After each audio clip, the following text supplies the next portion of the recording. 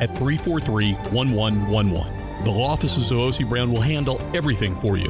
343-1111 or online at ocbrown.com. We want to be your law firm for a lifetime. Congratulations are in order for one of my favorite places to eat, Snow's Seafood and Steaks, celebrating its 50th anniversary. That's right, since 1971, Snow's has been serving a wide assortment of menu items to please everyone. Steaks, seafood, gumbo, homemade soup, salads, specialty cocktails, great wine selection, and oh yes, the best white chocolate bread pudding that you'll find anywhere. It's the total dining experience. Happy 50th anniversary to my friends at Snow's Seafood and Steak, Airline Highway at Highway 74 in Gonzales. Running a business can be difficult enough without the right relationship with your bank. With United Community Bank's local business bankers, you're not just a number, you're a partner. Contact Heath Meir, Nicole Glover, Hunter Creed, David Campbell, or David Henry to discuss how we can help your business today. United Community Bank, the local way to bank big. Locations from Baton Rouge to Golden Meadow. We've been serving the people of Southern Louisiana for over 60 years. United Community Bank, member FDIC, equal housing lender. Swing Easy Golf Club, Baton Rouge's modern-day country club. Practice like a pro in 3 high-tech indoor bays with camera replays and up to 19 data points. Become a member at Perkins & Segan or online at swingeasygcbr.com. This is Buzzy Hydell for the Morris Insurance Group. Outdoorsmen in the state might be having a tough time right now finding policies to fit on the properties they love. If you've got a hunting camp, a boat, or an RV that has been difficult to insure, we want you to look again. For owners or renters, the Morris Insurance Group can help you all the way to the duck camp or the fishing boat. We also have policies on coastal properties, including flood insurance to let owners protect themselves in the event of damage. For your camps, boats and trailers, four-wheelers, ATVs, and tractors, get a quote today at morris-ig.com or call 225-201-0007. Insurance companies have teams of professionals to fight your claim. If you want to know what your case is worth, I'm Spencer Callahan. I'd like to help. Now, The Hunt Palmer Show. Waiting to rise again. You're listening to The Hunt Palmer Show. Brought to you by Corks, Cajun Fried Fish and Shrimp on 104.5 ESPN Baton Rouge. This is the moment you've all been waiting for. Locking down the middle of the day. Live from the Raising Cane studio. This is Hunt Palmer.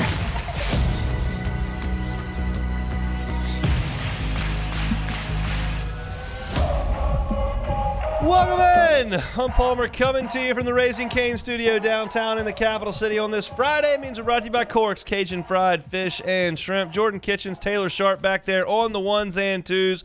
Fired up you were here with us. Hopefully that work week is in the rearview mirror for you. If that is the case, congratulations. If it's not, we'll get you to the finish line here on this Lenten Friday. That means it's a great time to stop by Corks. Check out the menu, corksfishandshrimp.com. They're on Government between Foster and Jefferson. Check them out today on your way home. Get a late lunch or a dinner. Delicious crispy fried catfish, jumbo Gulf shrimp. They bring you our Friday shows all year long, but during Lent, stop on by over there at Corks. We're going to talk to Preston Guy in 15 minutes. Brian Kelly was talking on SiriusXM Radio. Talked about golf. Talked about other things. Talked about LSU's roster this year and how much it might cost. Preston said he's got a story to tell, so we'll get to Preston in 15 minutes about Brian Kelly's musings on SiriusXM Radio. Could a longtime Saint be moving on? Not Cam Jordan, not Damari Davis, another one. A restructure this morning may indicate that's a possibility. We'll talk about it at 1:30. ESPN.com pre-ranked all of the quarterbacks in the Power Four entering spring football. We'll talk about Sam Levitt's spot on that list. I got to talk about the Sacramento State Hornets as well. So let's get into all of it. We'll start with our opening drive. Welcome to the big league. It's time for Hunt's Opening Drive. Presented by Fabry Chevrolet GMC in St. Francisville. LSU baseball back in action one final time on the weekend before SEC play cranks up next week for LSU. That will be in Nashville, Tennessee against Vanderbilt. But tonight and Saturday and Sunday, it'll be the Sacramento State Hornets. And for the purposes of this segment and for the purposes of this weekend, this is about LSU.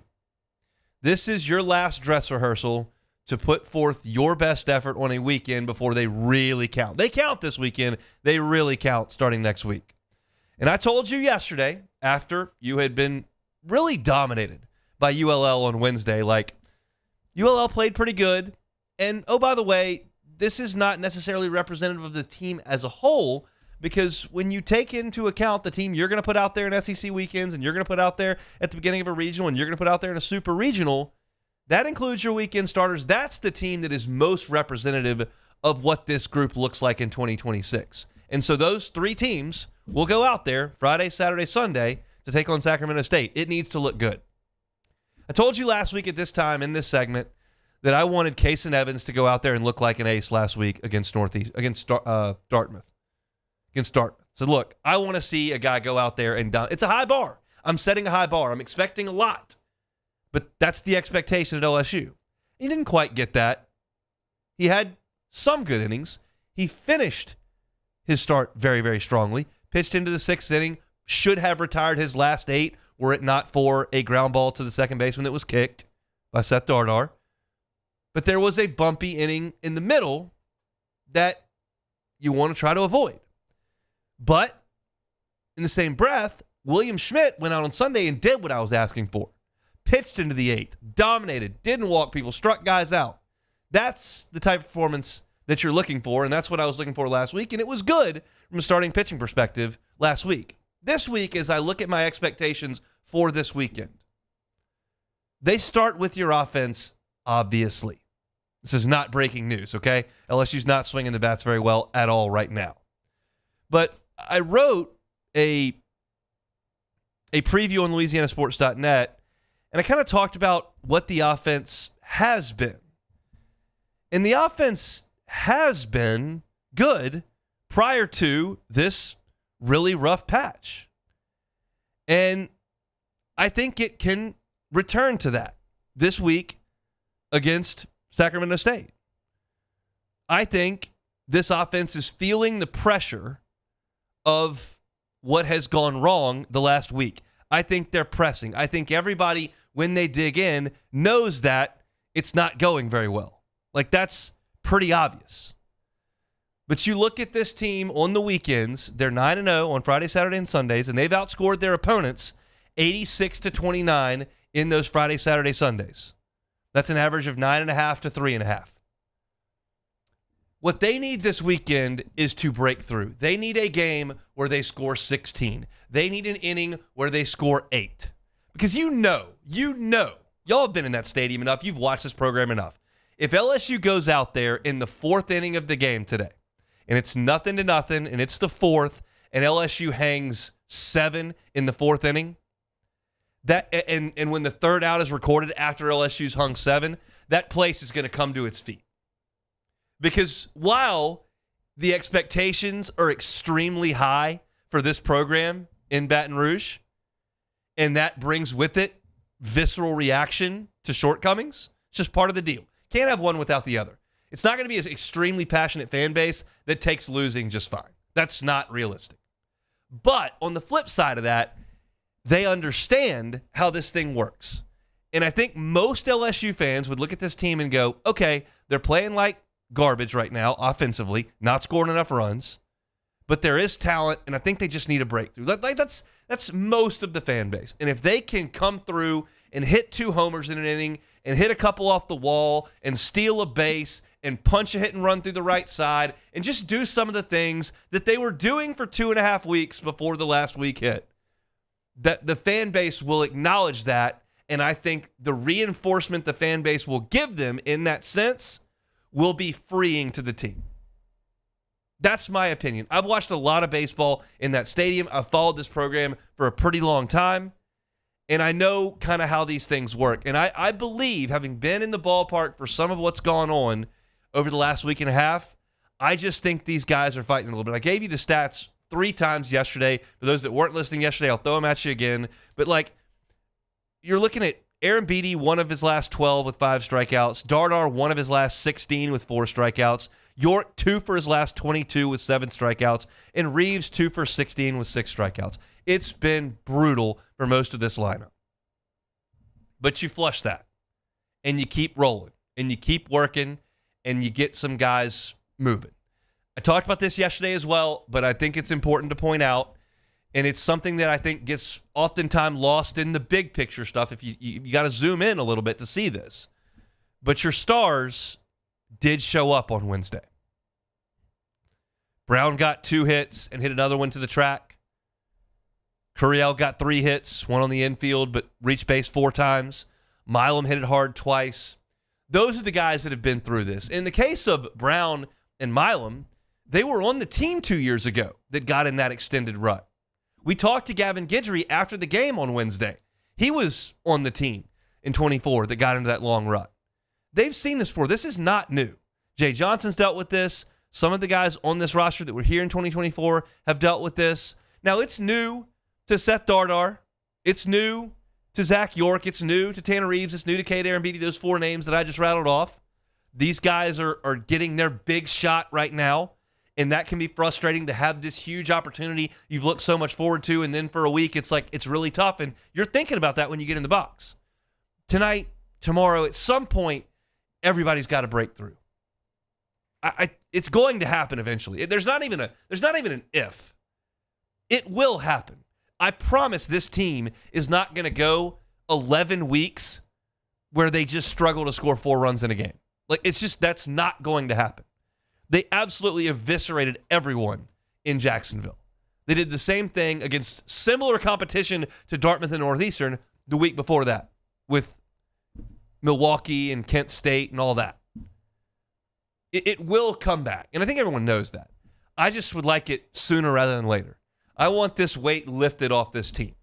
So for me, the best way to get that done is for Evans and Moore and Schmidt and Sheeran and Guidry, Plog, Williams, these guys go out there and limit Sacramento State, who has not hit at all this year, to 2 or 3 runs a game, and let this offense feel okay. They've been playing from behind for a week.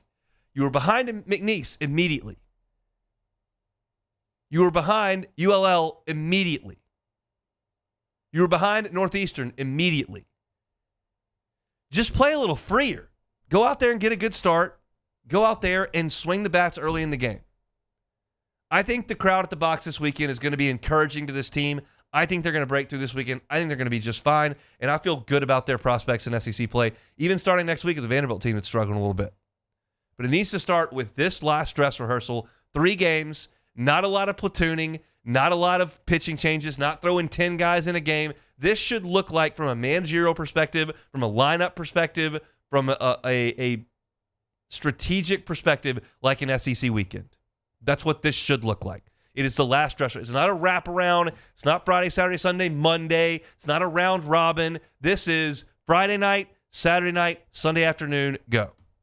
And I think LSU should be in just fine position to go out there, play well, sweep this series, and get ready to go into SEC play. I'll be anxious to watch this evening and see how these guys swing the bat. It's coming eventually. That levee's going to break.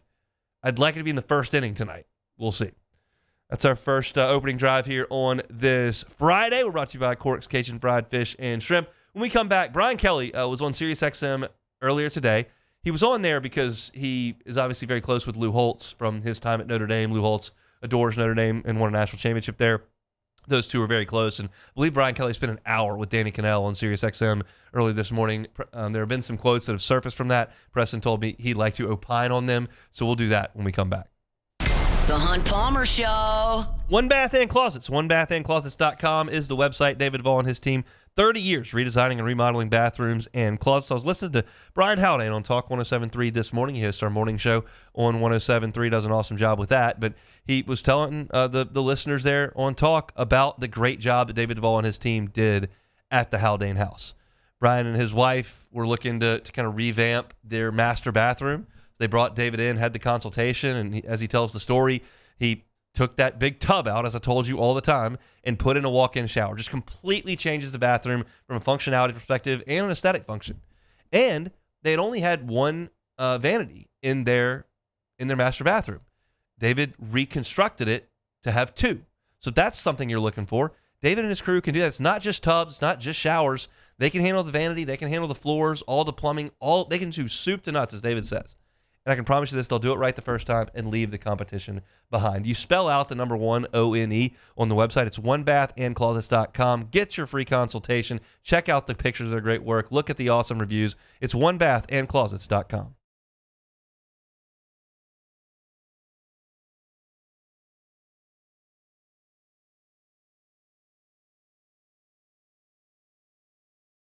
pricing and great service. Let Bayou Ford and Bayou Chrysler Dodge Jeep Ram be your trusted partners in finding your perfect vehicle. The crew at Bayou Automotive is going to do right by you.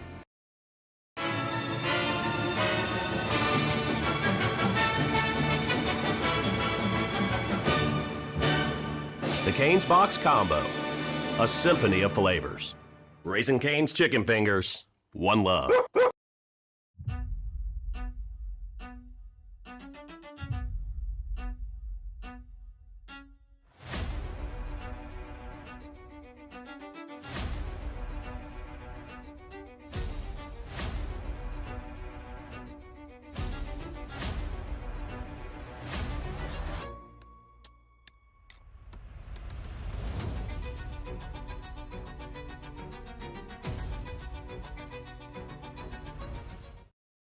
Hi, this is Beth Serena. Welcome to my pool.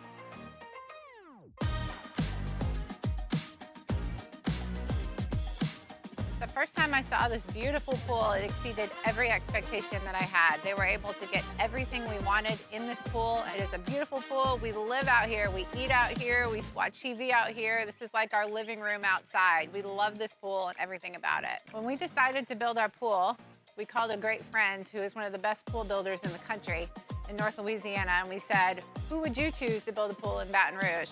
And without a hesitation, he told us Russell Pools. He said their history, tradition of great builds, great pools was unmatched. So of course, who did we call? Russell Pools. The advice I would give to anyone looking to build a pool is first call Russell Pools. They'll do an incredible job. It'll be incredibly organized. It'll be time efficient, and you will have your pool in no time.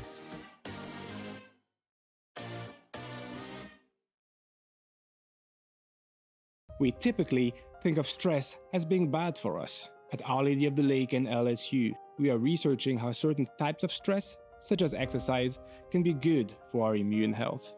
By studying people under extreme stress, such as athletes, astronauts, service members, and first responders, we're learning how to improve the immune health of everyone. That's the power of research. That's the impact of champions. Together, we roar. These are the luckiest ice cubes in the world. They could have been a thankless bed for an all-you-can-eat salad bar. But instead, they've been called upon to cradle and cool a crisp, refreshing Dos Equis. You're listening to The Hunt Palmer Show, brought to you by Corks, Cajun Fried Fish and Shrimp.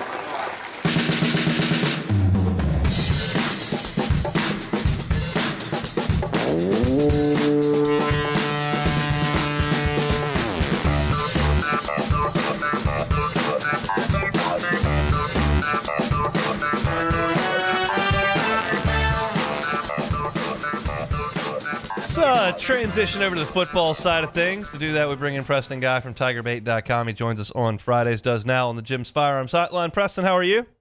Hunt, how's it going? Going quite well. Brian Kelly jumped on the airwaves this morning on SiriusXM Radio with Danny Cannell, I believe, for about an hour, mainly to talk about Lou Holtz, but certainly talked about other things that are pertinent in his life currently, termination from LSU and what's next for Brian Kelly. And one of the comments he made was about the cost of LSU's roster. Another was about playing golf and drinking in his office, which he claimed that LSU may think he was doing. Your thoughts on Brian Kelly airing out LSU's $40+ million roster this morning? Yeah, well, and notably the implication of pointing out how much that roster is, you know, he's going to naturally come to the complaint of, well, they didn't give me that money while I was there. And, you know, number one, a bit of that is just a market shift in that now rev share is going strong and things are more organized. Yes, every year we're going to see more and more money flooded into this as we get more organized and more set up for revenue to athletes, right? So, of course, naturally that's going to be it. But, you know, Hunt, here's the other thing about this complaint, if you will. Part of being a football coach is giving the fans something to believe in. People don't want to throw money at investments they don't believe in. And part of his problem was he didn't do quite enough down the stretch to give fans enough to believe in, to want to invest. $40 million in a football team, and Lane Kiffin has done that. Also worth noting, he never really connected with boosters well. I can tell you a story where I went to a booster event as a guest, not a booster or anything like that. I was just someone's guest at the table there. And he's talking to these guys, and he makes a joke about how we're all pretending we actually want to be here today. I mean, you're talking to people who paid 5 figures for a table of 10 people, right? Like these are people paying a lot of money. They don't they're not pretending. They're paying to be there. And one of the boosters reached out to me and told me about how that comment upset him. And lo and behold, less than a year later, that same booster paid 6 figures to get Lane Kiffin in town and not Brian Kelly in town. So if you're going to use that complaint, maybe you should consider that you're the figurehead. You're part of what draws the money in. Maybe you should have done some more to behoove people to get that money flowing in to LSU and the roster and all that jazz. But you know what? If I'm LSU, Hunt, I roll with that narrative, baby. I let it roll. I say, we never gave Brian Kelly the resources he needed to be successful. He's a great football coach, man. Absolutely great. We just had, it was all us. And, maybe you've got 50 million reasons to go with that narrative. I'm curious your thoughts on the term fit. I'll tell you as I ask you the question, I despise the term. Everyone uses it all the time, and people have said since the beginning that Brian Kelly is quote-unquote not a fit at LSU. Like, what's your thought on that whole deal? And it goes throughout sports, not just football, but your thought on that label for Brian Kelly and what it may mean. Yeah, I mean, when you talk about fit, it's just like that story I was just telling you. I mean, that kind of humor didn't click well with the big money guys. By the way, that booster just texted me and said it was the whole room, by the way, not just me. Yeah. So apparently he's listening. It is, just there's 1,000 little microcosms of fit. Now, I think fit is a factor. It's not the whole factor, right? I mean, you can look at how many guys have been unsuccessful at LSU and you just say, it's so perfect. Ed Ogeron, he is Louisiana. He was the fit. And you're right, 10 out of 10 on the fit, but you have to bring other things to the table as well. I mean, the same thing could be said about not Trent Johnson. That's in the Brian Kelly category of fit. Johnny Jones. Yeah. But then I was going to bring up Trent Johnson as well. He was a great basketball coach, but he didn't fit and he didn't recruit well. You have to bring all of these things to the table. You have to be a good football coach. You have to know your X's and O's. You have to be able to work the boosters, all that, and you have to be a great fit to win at a high level, that is. And it's interesting because I feel like Lane Kiffin is one to want to be coaching the team, to want to be recruiting, to want to be scheming, to want to be kind of locked in his office and do his own thing. You don't see a lot of Lane Kiffin in public. You see a lot of him on social media. I'm curious your thoughts with your relationships with people around town, what you think this era is off to as far as quote-unquote fit. I'm not talking about on the football field, but like, what do you think about the way this era has started? I remember early on when Lane Kiffin was added to the top of not just LSU's board, but everybody's board for coaching this year. The number one thing I started observing him is just thinking, man, this guy is the net of LSU coaches. He just doesn't care. He leans into it. A lot of people, one of the first criticisms was that Brian Kelly never leaned into it. He was too corporate, too professional. He was embarrassed when these chants came up. Lane Kiffin has owned it, embraced it, and it really seems like he's trying to assimilate with this culture. You know, he's trying to become one with Baton Rouge. You know, you see the clips of him going out and ordering boudin, and he posts, on his Instagram with Neck being the music to it. You know, he really is doing things to connect. Yes, there's not a ton of formal media appearances. I think he's only had 2 formal media appearances since he's been hired, right? But he's very accessible on social media. I mean, we all know if he's eating good today or, what time, if he was on time for his workout this morning. We all know exactly what he's up to and what he's doing. And, for the most part, I think that's working in terms of connecting with the fans. I have no idea if that means he'll win, football games in the fall or not, but I'll say this: and by the way, I have talked to a few fans and whatnot who've actually met him in person, and they all had good things to say about him. So all that, I mean, the reports are, really good so far. And ultimately, all that matters is what you do on Saturday nights. If you win, then it just doesn't really matter, and if you don't, it doesn't matter either. That's ultimately what will be attached to your name. ESPN.com came out with a list of the top quarterbacks in the country. They ranked all of them in the Power 4 and had Sam Levitt right there around 14, I think 11, 12, 13 or so. How do you feel about that ranking and his prospects this year? I personally believe that's fair, given, he had one full season, made the playoff for Arizona State, right, as a redshirt freshman, looked really good. But, there's some very valid criticism in terms of how he played when he went out east and played at Mississippi State, who is not a vaunted defense in the least bit, right? Especially not this last year. And he looked pretty bad, right? So, I mean, certainly there's other quarterbacks who don't have that type of baggage. But, I would argue that we haven't seen Sam Levitt in a Lane Kiffin offense yet. We haven't seen Sam Levitt with the kind of tools around him that we are, that LSU has paid a lot of money to put him around. So, 13th, it doesn't necessarily upset me, but I would just say, let's see where he ranks on the postseason list before we pay too much attention to that.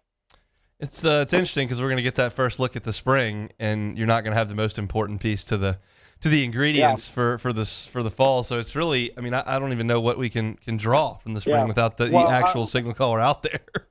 By most important piece, I assume you mean the media on the sideline actually being able to see it, right? That's not going to happen either. So it's going to be some sparse information of an incomplete football team, by my estimation.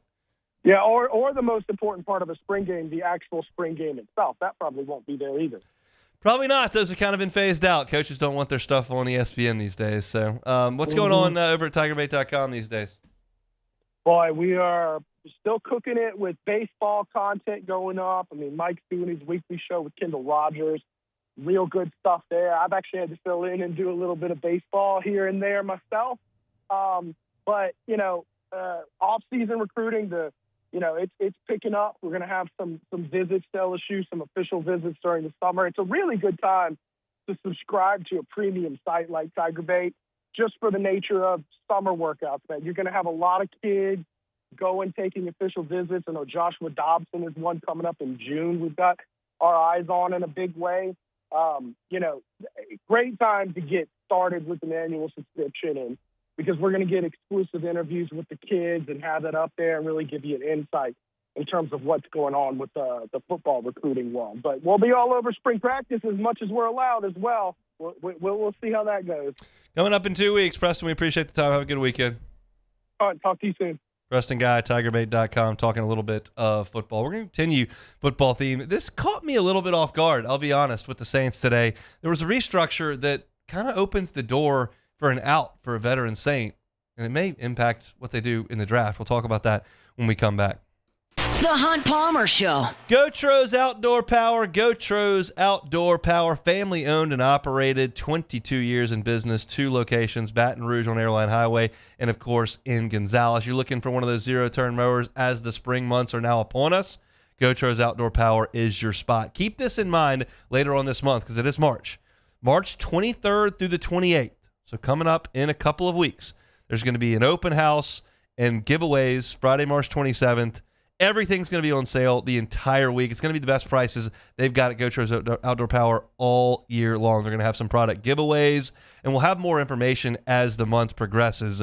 But look, Mower Madness, March 23rd through the 28th over at GoTro's. It's going to be an incredible group of deals there as the spring months are upon us. So if you're looking for a hustler, looking for a zero-turn mower for your property, GoTro's Outdoor Power needs to be on your list. Stop by and see them Monday through Saturday. Saturday is a half day, but they're open 6 days a week at those 2 locations, Baton Rouge on Airline Highway and, of course, in Gonzales. Mower Madness coming up at the end of the month. It's GoTro's Outdoor Power.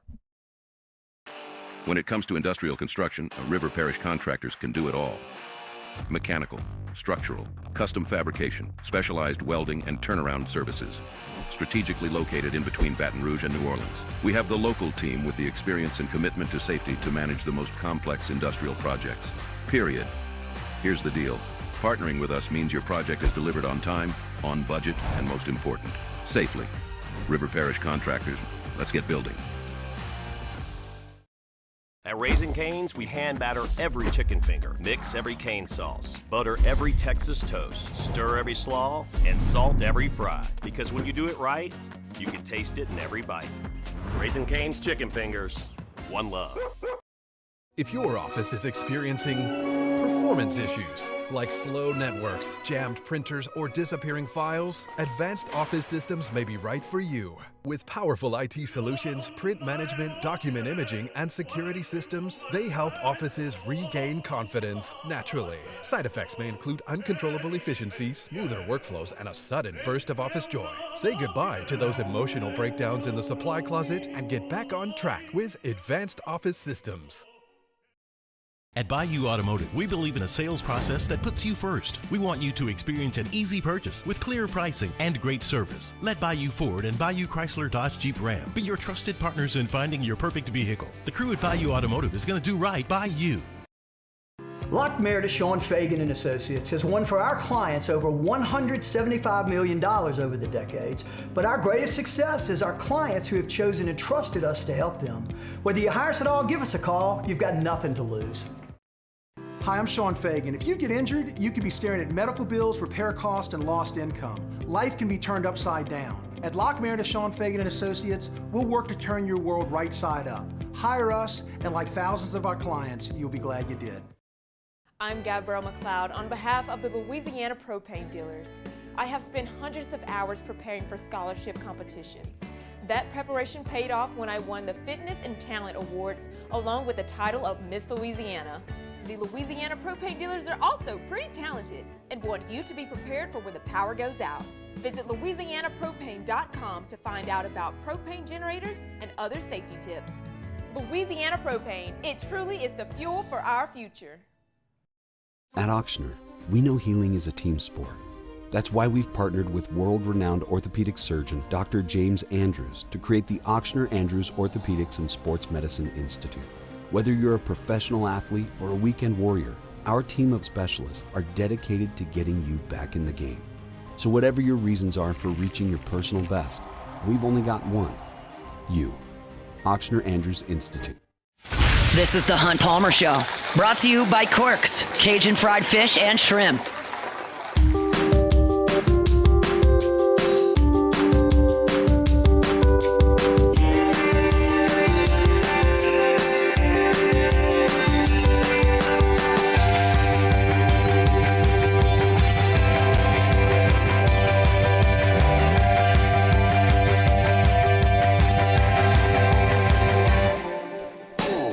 Chugging along here, let me remind you about my friends at Fabry Chevrolet GMC. FabryChevrolet.com is, of course, that website, FabryChevrolet.com. Looking for a new truck? Look no further than Fabry Chevrolet GMC. They got 11,000 off Silverados. They got 1.9 APR financing as well. Looking for a GMC Sierra, up to 13,000 off MSRP, 0.0% APR finance. You're not going to do any better than that. They're on Highway 61 in St. Francisville.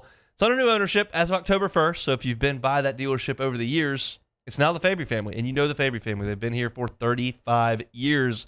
Incredible reputation because of their fantastic customer service, great buying experience, service after the sale. It's all there at Fabry Chevrolet GMC. So if you're looking for a truck, get on by Highway 61 in St. Francisville. Check out that inventory at FabryChevrolet.com, FabryChevrolet.com. All right, let's talk about the Saints. It's restructure season. Obviously, everybody trying to get their salary cap situation squared away before you dive into free agency. The legal tampering period is coming up, and obviously the Saints are now finally in a position to be a little bit aggressive, and they're doing some restructuring, and they cleared a lot of money just this morning. Chase Young, Juwan Johnson, Justin Reed, all of those were expected to get done. And then some news came across the wire. We saw New Orleans Football's Nick Underhill reporting and then Mike Garafolo as well. And essentially what those two combined to uncover is that Alvin Kamara's restructure today is different. And as I read from the two reports, they're going to lower his cap number for 2026 by $8 million.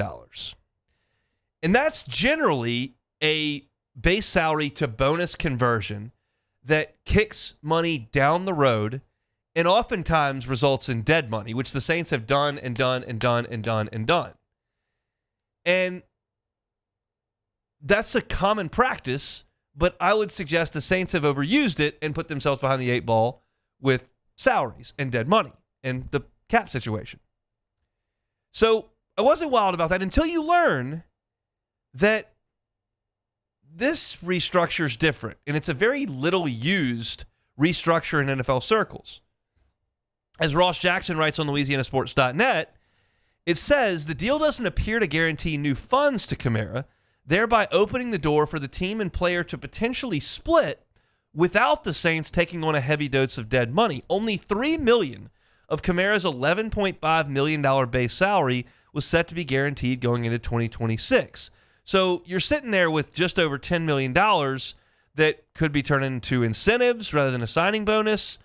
There is flexibility there, but the key to that reporting and writing is that a potential split would actually work out for the Saints dollars and cents wise. As I just said, usually when you do this restructure, if there's a split for whatever reason, you carry dead money. Well, if you're going to restructure it so that a split is palatable for the franchise, doesn't that open the door to a split? And that's just not something I had considered once they extended Kamara's contract last year. Now, we'll revisit that conversation first before we get to this new conversation. When the Saints extended Kamara, I got on this show and I said this. Alvin Kamara is one of the great Saints of all time. Alvin Kamara is not quite the player he once was, but is still a good player. Alvin Kamara has done nothing wrong professionally in the negotiation of the contract. No long holdout, no public disgruntlement, no disagreement back and forth with the organization. He was a pro start to finish in the negotiation. I just said I probably wouldn't do it because of where the Saints were, the position he played, his age, the slow decline of his play, what the offensive line situation was. It's just not where I would have sunk my money. That has nothing to do with Kamara's past or the way he handled the restructure and the extension. Like, nothing to do with that. Just purely on the field, I would not have done it. So now you fast forward from the middle of last season to March, and I look at this and I say, well, if they do split, I'm okay with that. And if you've set up the contract so that it works out for you financially, that's even better. If the Saints go into this season with Alvin Kamara as their number one back, I'm okay with that. I think he'd have a good year. They got to fill the position at left guard. They've got to stay healthy up front. Their tackles have to grow up, and they got to learn to run the ball, and I think he'll be fine. He's not going to lead the league in rushing. He's not going for 1,900 yards and 21 touchdowns, but I think he can function in the offense as a running back with some help behind him. If you decide to draft Jeremiah Love in the first round and he becomes the bell cow and you feel like you may be able to recoup something for Alvin Kamara and it works financially for you on the books because of the way you structured the contract and the way that you did restructure today, well, I think that's just good planning, and I think that makes a lot of sense. There's an emotion. We talked about this with Cam Jordan yesterday. There is an emotional attachment to Alvin Kamara that I completely understand for all the reasons I just gave you up front. Great player, fun player to watch, great interview, great representative of the city, great teammate, great in financial considerations, always says the right thing, shows up to practice, played through broken ribs. There's an emotional connection between Saints fans and Kamara, as there is with Cam Jordan, as there is with Demario Davis. And I fully understand if it breaks your heart to think about Alvin Kamara walking out the door. In this case, he would have to be traded out the door or cut, which that's not going to happen. But with that emotional attachment has to come the realization that a new era is upon us. And those guys may be, all three of them might be on the team this year. And I think all three could help this year. But if you move on from all three and there's extra money and you can get younger and you can get in some instances cheaper, that's really the direction the organization and the franchise needs to go. Now, they may have done this restructure for a different reason entirely. Ross even mentions a potential salary reduction in this piece that he doesn't believe is happening, and I certainly don't either. So we don't know exactly what the point of this was, but I'm just trying to extrapolate this out. And as I look at it, it looks good to me. To me, it looks like one of two things. One, you've got Kamara on this deal, and you're exploring options, and he may be under contract, and he may be your guy this year. Two, you may have opened the door to drafting a younger, more dynamic player on a cheaper contract, and you've allowed yourself the freedom to work with Kamara to where it's not going to lay a bunch of dead money at your feet. This looks good to me. It's a win-win. Kamara's back. Great. Go run the football, score some touchdowns. Handle yourself in the screen game. Have some help from the guys behind you, whether it's Neal, Estime, Miller, like whoever, or whether you move him back a peg and bring Jeremiah Love in, like whatever. All that sounds fine to me. This just seems like potentially good planning in case something that we did not foresee once they signed him to this extension. Now that opportunity is there, and it's just not a move you see very often. Whatever they do with some of these free agents or some of these guys under contract that they restructure, whether that's Juwan Johnson, Chase Young, all that, like that all is very generic stuff. It's the general restructure you always see. This is not that. And so it catches your eye as something to keep an eye on as you move forward. And this might be stepping out of bounds a little bit because you're counting on some things that you don't know are going to happen. You don't know what the first 7 picks in the draft are going to be, but it might be opening the door for Jeremiah Love. We'll see. And I think that's an exciting thing to think about if you're a Saints fan as well. Just kind of an interesting situation that we've seen unfold here with the Saints. You're listening to me there, Jordan. What do we see? What do we hear? I'll say it like this. Yesterday I said, if you're not going to bring Cam back, you might as well just go full. Let's go young. Let's get DeMario out of here. I mean, not get him out of here, but, let's just move forward with being young. And I'm not going to necessarily say we should not bring Kamara back. I think he does have value with this team, especially if you do bring in a younger running back like a Jeremiah Love. You take him first round. I like the idea of that being a 1-2 punch, a Jeremiah Love and Alvin Kamara 1-2 punch. Be able to take those carries off of him. I think we'll find out Kamara's true, destiny with the Saints will be is if they bring in a running back of free agency. Like if they sign ETN or something like that, I think Kamara's gone. Yeah. I think that's clear as day. They're trying to do that. But if they don't do that, I can see them drafting Love and having Kamara. I think Kendrick Miller, pack your bags. Neal, you're going to have to fight for a spot. But Estime? Yeah, he's nice. He had a good – he's going to have to fight. Him and Neal going to have to fight for that last spot. You're going to have to carry 6 into camp and then have 4 3 or 4, on the ready, whether practice squad and whatnot. But you're going to have 4 on the ready. And then 2 that are very much in your plans. Yeah. And so it's just they're giving – best I can tell, they're giving themselves some flexibility. And 100%. I like that. I think that's 100%. a good idea. I don't know how enthused Alvin would be about a trade. Not at all. I mean, he'd been said, if they trade me, I'm going to go sit on the beach somewhere and drink a pina colada. So it's like, that's why I'm fully with it. It's like, okay, well, again, we'll work with you, but we're trying to do what's best for the Saints at this point. So I'm fully all in on let's do what's best for the Saints. It's to the point to wrap things here. It's a difficult emotional situation to part with one era and embrace the new one because 100%. you have to deal with.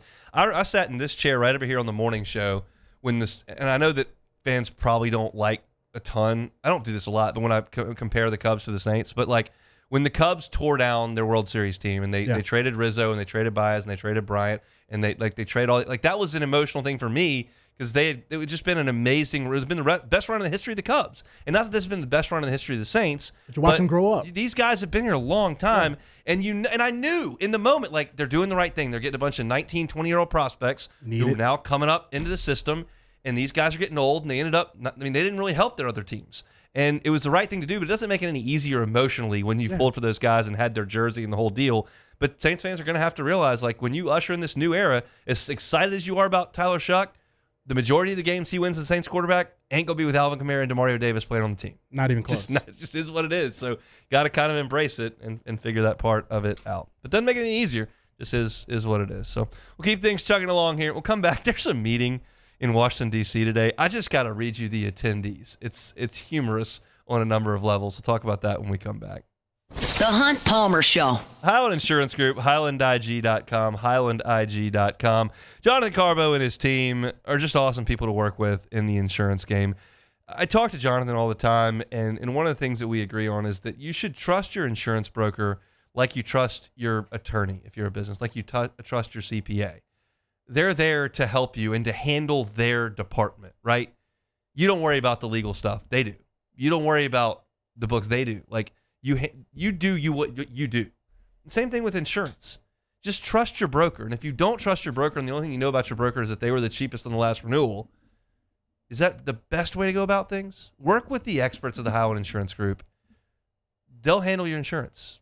They'll shop it for the best price. They'll make sure that you're in the right market with the right carrier. And they'll make sure you're covered so that when you do pay that premium check up front, you don't have to worry about paying the premium and having an uncovered claim. The Howard Insurance Group's not going to allow that to happen. They've got a team of experts. They're experts in the policy language, and they'll make sure that your insurance program at your business is right. It's the Howland Insurance Group. Find them out online at HighlandIG.com, HighlandIG.com. These ice cubes could have been a thankless bed for an all-you-can-eat salad bar. But instead, they cradle and cool the crisp, refreshing Dos Equis. Nicely done, ice cubes. Another roof gone too soon.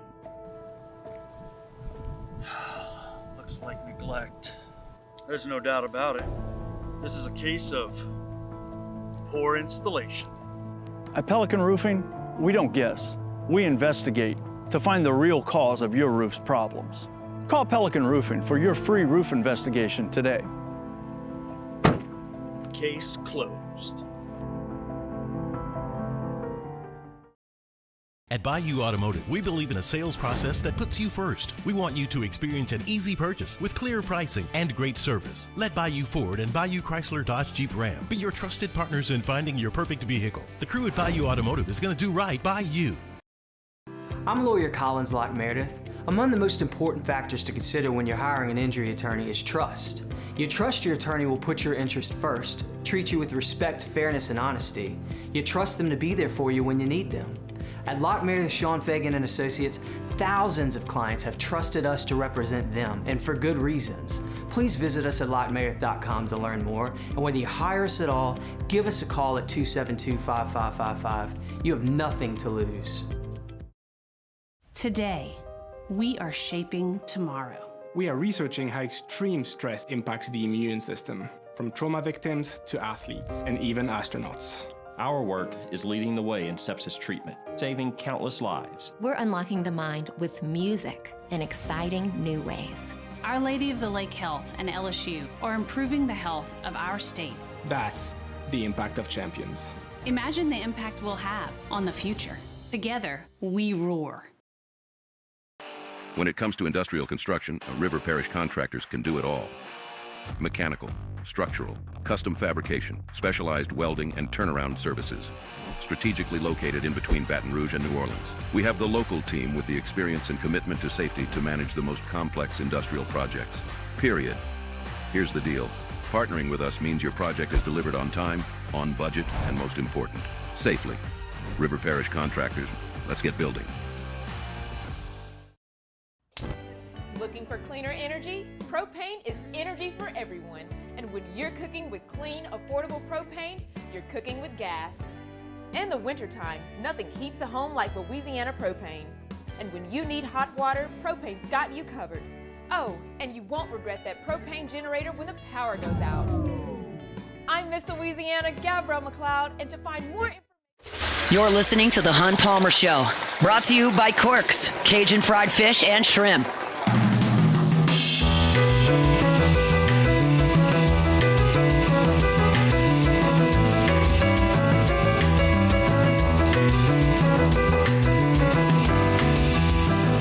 First American Bank and Trust. First American Bank and Trust. They started things up in 1910. 116 years later, they are still rolling and still growing. 25 locations strong throughout Southeast Louisiana. They're the folks you need to call when you're looking for that commercial loan. They're the folks you need to call when you're looking for that personal loan for your home. Why? Because they're local. 25 locations in Southeast Louisiana. Metairie, Hammond, Lafourche Parish, Terrebonne Parish, Dutchtown, Jones Creek. No matter where you are in Southeast Louisiana, there's a bank, First American Bank and Trust, near you. And the folks that work there, part of your community. You go to church with them. Your kids play on the same baseball teams. And every decision that's made at First American Bank and Trust is made locally in Southeast Louisiana. No call center in Atlanta. Not outsourced to Austin. You pick up the phone, you call First American Bank and Trust, you get somebody local. And you're thinking, well, that's local mom and pop shop. Like, do they have the assets necessary to help me with my commercial loan? They do. They've got 25 locations. It's First American Bank and Trust. Stop in one today. First American Bank and Trust. All right. This makes me chuckle. I don't know why exactly. I'll get y'all's thoughts on it. I have said many times that I think that college sports is in a very silly place with a lot of things. I think it's silly that we've got coaches leaving in the middle of seasons to go to other places. I think it's silly that we've got quarterbacks attempting to leave when they're under contract and suing their universities and universities suing them. I think it's silly that you can transfer 5 times in 5 years and play. There are a lot of things I find to be silly. I didn't say illegal or corrupt. I find it to be silly. And so we're trying to figure out, how do we fix this? So it appears the Trump administration has called a summit in Washington, D.C. today to help fix this problem. We got to discuss things. So who's on the list of attendees? Well, Donald Trump will be there. He's the president. Ron DeSantis, Florida governor, will be there. And Randy Levine, who is the president of the Yankees. What his role is in that, I don't know. He's a committee chair here. We got some senators. Steve Scalise from Louisiana, House Majority Leader, will be there. Mike Johnson, Shreveport in the House, Speaker of the House, he'll be there. So you got 2 Louisianians in there. Ted Cruz, Eric Schmidt, who's a senator as well. And then you've got some folks in the college sports world. Nick Saban will be there. Okay. I was waiting on that. You got the ACC commissioner, Big Ten commissioner, Big 12, SEC, American, Big East. All those commissioners will be there. Adam Silver will be there, the NBA commissioner. He's there. Former Oklahoma athletic director Joe Castiglione will be there. Then you got some more ADs, Wake Forest, Notre Dame, Iowa State, Indiana. The president of Fox, the president of ESPN, they'll be there. Got some university presidents, Nebraska, Georgia, Kansas, Tennessee. Then you've got Charlie Ward. He won a Heisman in the 90s. Did he play on the Knicks? He coaches Florida A&M, so he'll be there. And then you got some CEOs. Jerry Cardinale from Redbird. Okay. Got David Blitzer from Blackstone. He owns some sports teams and is the Grills? No, not the Grills. It's a hedge fund, but similar deal. And then you've got, of course, because she's everywhere. Who am I going to say? You're going to say Condoleezza Rice. That's correct. She has to be there. Rice. It's the Masters. She's there. She was on the Select first college committee, football playoff committee. She's there. Condi, she's going to be there whenever we got something. We got Jonathan Kraft, who is Bob Kraft's son, who's the president of the Patriots. All right. What is his qualification other than that his dad owns the Patriots? Well, he's going to be there. Real Nepo. Whatever. Then we had some invitees who are not going to be able to be there. Bryson DeChambeau, who is a top-shelf clown. Okay. He's friends with Trump. Tiger Woods. What is Tiger going to do? What input do we need from him? Nothing. Tim Tebow? I mean, he was good. He was good. He at least played college football. He did. Tony Dungy, of course. Yeah, why not? Why not? Why not? Mac Brown, okay. Mac Brown failed. Whatever. What is it? Oh, and the crew that the greatest of the invitees. Oh man, please. Clay Travis. Okay. Outkick.com. Okay, so we couldn't get like a Signeti or something, like a head coach. I don't know what we're doing. How is this going to help? I mean, everybody knows Robert Kraft's kid Yeah, I was about to and do Clay that. Travis, what are they going to say? Guys, y'all aren't looking at the bigger picture. Y'all need to realize that this is a great list because qualification-wise, we're not as far away as some people may think. We're almost there. True. All my dad's got to do is make a lot of money, and I'm in that room. You could be. Me and Bobby, we're hanging out. My gosh, I don't know. I mean, I want to know what they say, what they do. I'm for people making an effort here, and I'm not here to tell you that I could do a lot better, but I would suggest we should maybe have some people that are like in it, currently in it. I'm about to say Kirby Smart or something. Maybe a couple football coaches. I got Urban Meyer showing up. I mean, he has never cut an NIL check in his life. So he's going to tell what it looked like in 2006? What is that? How does that Urban help? does seem like the type of guy that knows how to bend the rules a little bit, though. We sure can. So, I mean, all we need is Coach O there. That's all you're missing was Coach O. It would have been lit at that point. You should be there. Brian Kelly should be there. What the hell is he doing? He was just in the middle of this whole thing at two different schools. Pocket watching. That's what he should be there. That's what he's doing. I'm curious. There are reporters there. Heather Dinich is there. There will be some things that surface from this, and we'll see what people decide to talk about in here. But this is my guess. My sincere guess is it will be a bunch of old people who don't like the new rules that complain the whole time. That's my guess. And what that's going to accomplish, I don't know. You got a bunch of people in their 60s and 70s here. Yeah. Is there anybody in their 30s and 40s that wants to jump into this? How about some agents? Can we get them involved? True. Like, how about some people that are actually doing this stuff that are being done instead of Urban going, well, I recruited Tebow back in 05. What, we did it by the rules. Well, where's Trace Armstrong? Remember the documentary? Kelly said it was his agent and Nussmeier's. He knows what he's doing. Let's go. You can't get a basketball coach because they're in the middle of it. Baseball's in the middle of it. The football coaches should be there. Oh, the Yankees. Didn't the Not Yankees just all the owner? ADs who say everything's broke. Yeah, the Yankees president. Yeah, like what? He'll figure it. He's the chair. He'll figure it out. I'm just glad Condi's going to be there. Yeah, man. It's life of the party. It's not a party if Condoleezza Rice is not there. Everybody knows that. Look, Condoleezza is probably a nice lady, but sure like, she is. how does she consistently get into all of these? I don't care how she got on the football selection committee or this thing. I just want to know how she got into Augusta because I need to work on that. And I just don't feel like I'm making a lot of progress. Still early, man. Why don't they want the 1 to 3 mid-afternoon Baton Rouge sports talk show host as a member? I mean, all the qualifications. No, you got Swing Easy and everything. Like, what's going on? Oh, well. That's hour number 1. I'll tell you about Sacramento State in hour number 2, and we'll get to some Saints talk as well. Plus, where does Sam Levitt rank in the football quarterbacks entering the spring? All that, hour number 2, next. The Hunt Palmer Show. Boudreaux's Electrical Services. Boudreaux's Electrical Services. Do business with the family-run local business. That's where you need to get your Generac home standby generator. You can get one from the big box store. I promise you can. But once you walk out the door with that, / it comes and gets installed, do you ever hear from them again? Generators need maintenance, and in some cases, they need to be monitored. Neil and Melissa Boudreaux have run Boudreaux's Electric for 40 years. They will monitor your generator remotely 24/7. So if there is an event where it does malfunction or if something needs to be worked on before it needs to spring into action, they're there. That's the benefit of doing business with a local family-run company.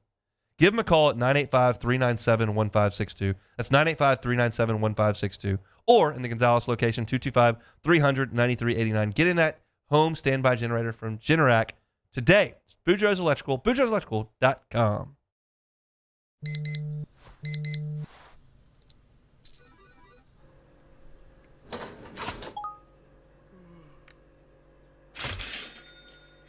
Sometimes you ignore the signs, even when they're right in front of you.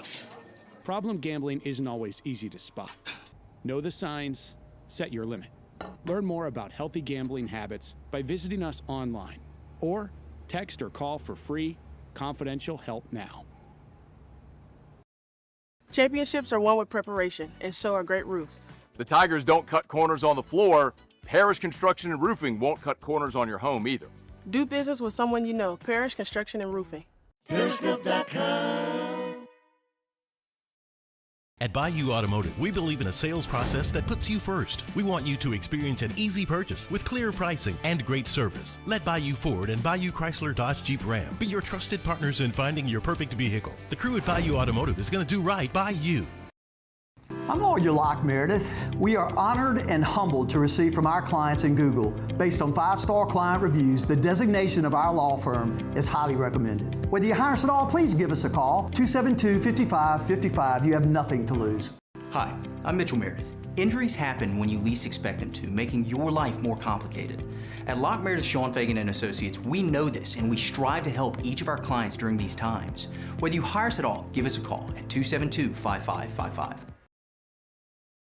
After a decade of working in private duty nursing, I know how hard it can be to find compassionate care for the ones that you love the most.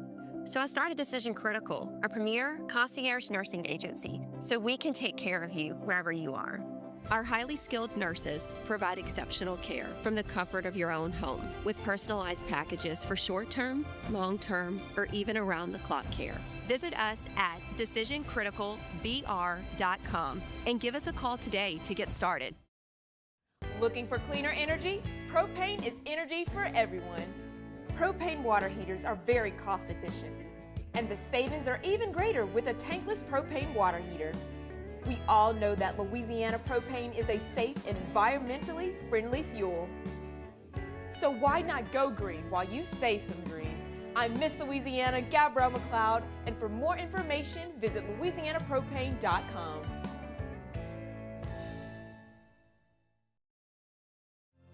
My father, J.B. Falgu, had a vision of growth for First American Bank and the communities we serve. The bank's foundation was built on his legacy of compassion, loyalty, and dedication. Through his years of leadership, First American has prospered to heights even J.B. could not have imagined. I know my father would be extremely proud of the customer service and financial stability that First American provides to Southeast Louisiana. We continue to thrive because of the legacy of J.B. Falgu.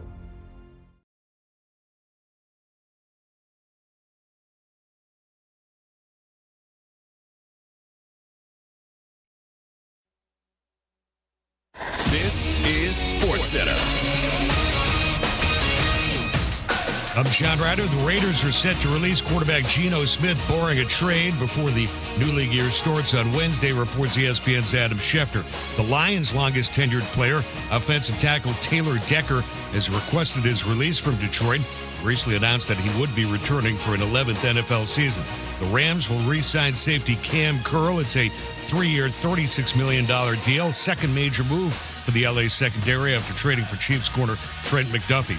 NBA Celtics star Jason Tatum expected to make his season debut tonight against the Mavericks. Tatum coming back less than 10 months after tearing his right Achilles in last year's playoffs. ESPN's Kendrick Perkins. Jason Tatum is only going to add to this situation, which is scary, which is why I always say this is the most dangerous team in the entire league. But Kendrick Perkins. You can watch the expected return of Jason Tatum for the Celtics against the Mavericks tonight on ESPN at 7 p.m. Eastern. At the World Baseball Classic, Shohei Ohtani, a grand slam, had 3 hits, drove in 5 in Japan's 13-0 rout of Chinese Taipei. Hey, it's Chris Kennedy coming up Monday from the NBA to college basketball. I'll react to it all in my Upon Further Review at 7 a.m. Eastern. It's Unsportsmanlike weekday mornings at 6, right here on ESPN Radio, ESPN2, and ESPNU.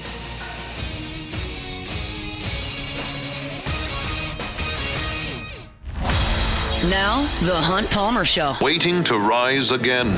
You're listening to The Hunt Palmer Show. Brought to you by Corks, Cajun fried fish and shrimp on 104.5 ESPN Baton Rouge. This is the moment you've all been waiting for. Locking down the middle of the day. Live from the Raising Cane studio. This is Hunt Palmer.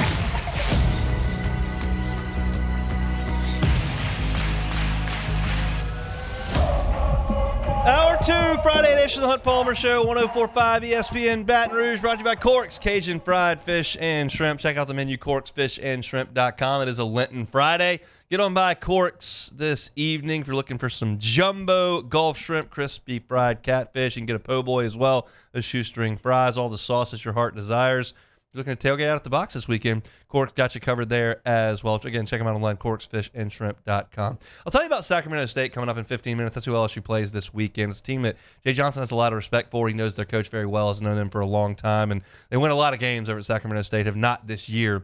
We'll talk about that in our second segment here in the hour. Let's talk about a Bill Connolly story on ESPN.com. Matt Moscona actually had Bill Connolly on the show yesterday to talk about this piece on ESPN.com. But the pre-spring quarterback rankings for all 68 Power 4 conference teams. And I was a little bit surprised at number one, and we'll get to Sam Leavitt here in a second. I was a little bit surprised at number one is C.J. Carr. I realized that Notre Dame had a great finish to the season, that he was a freshman last year. And, I mean, he threw for 2,700 yards and 24 touchdowns last year. Did a nice job with a ridiculously good running game. But he's got him at number one on this list. And I thought that I'd find Trinidad Chambliss really quickly, but Julian Sayin was actually second. Trinidad Chambliss was third on this list. Arch Manning at 4, Jaden Mayava at 5, Dante Moore at Oregon at 6, Drew Mestamaker now for Oklahoma State at number 7, Gunnar Stockton at 8 with Georgia, Brendan Sorsby, who LSU brought in for a visit, is number 9 at Texas Tech, Byron Brown, South Florida transfer with Golish over to Auburn at number 10, Darian Mensah from Duke to Miami at number 11, Devin Dampier at Utah at 12, Josh Hoover at Indiana at 13, which brings us to number 14, where he files Sam Leavitt. It gives Sam Leavitt's 2025 stat line. I think y'all are probably pretty familiar with it. His QBR was only 65.8. He threw for 1,628 yards last year, 10 touchdowns, 3 interceptions, completed 60.7% of his passes. That's 11.2 yards per completion, and then 420 non-sack rushing yards and 5 touchdowns. But they give the 2024 stat line as well because of the injuries last year. And so the blurb reads in Connolly's piece, injuries derailed Leavitt's 2025 campaign, and he appeared to burn plenty of bridges on his way out of Tempe, but maybe that makes him a good fit with bridge-burning head coach Lane Kiffin. Regardless, he's dynamite when healthy, and almost nobody more consistently coaxes epic upside out of their quarterbacks than Lane Kiffin. It's easy to see this move working out beautifully for LSU. I certainly hope so. It's the biggest piece to the puzzle for LSU moving into 2026. And the injury does create a little bit of doubt. There's no question about that. But the talent is really exciting. And one of the things that is very obvious when you read about LSU for post-signing day blurbs or articles like this, or you hear talking heads, they talk about Leavitt, but immediately when you talk about Leavitt, you immediately tie him to Kiffin. And this is the best part about LSU's new coaching hire, clearly, is that he has been able, no matter the age of the quarterback, the experience level of the quarterback, the past performance of the quarterback, the offensive line in front of the quarterback, the weapons around the quarterback, he gets the quarterback to play well. And that's a big piece to winning football games, as you all know. It's a very obvious thing. But he's got a guy from a school no one had ever heard of in this market, Ferris State, at 3rd on this list, and I think has elevated Sam Leavitt to 14 on this list. Now, we made a big deal last year. Big deal.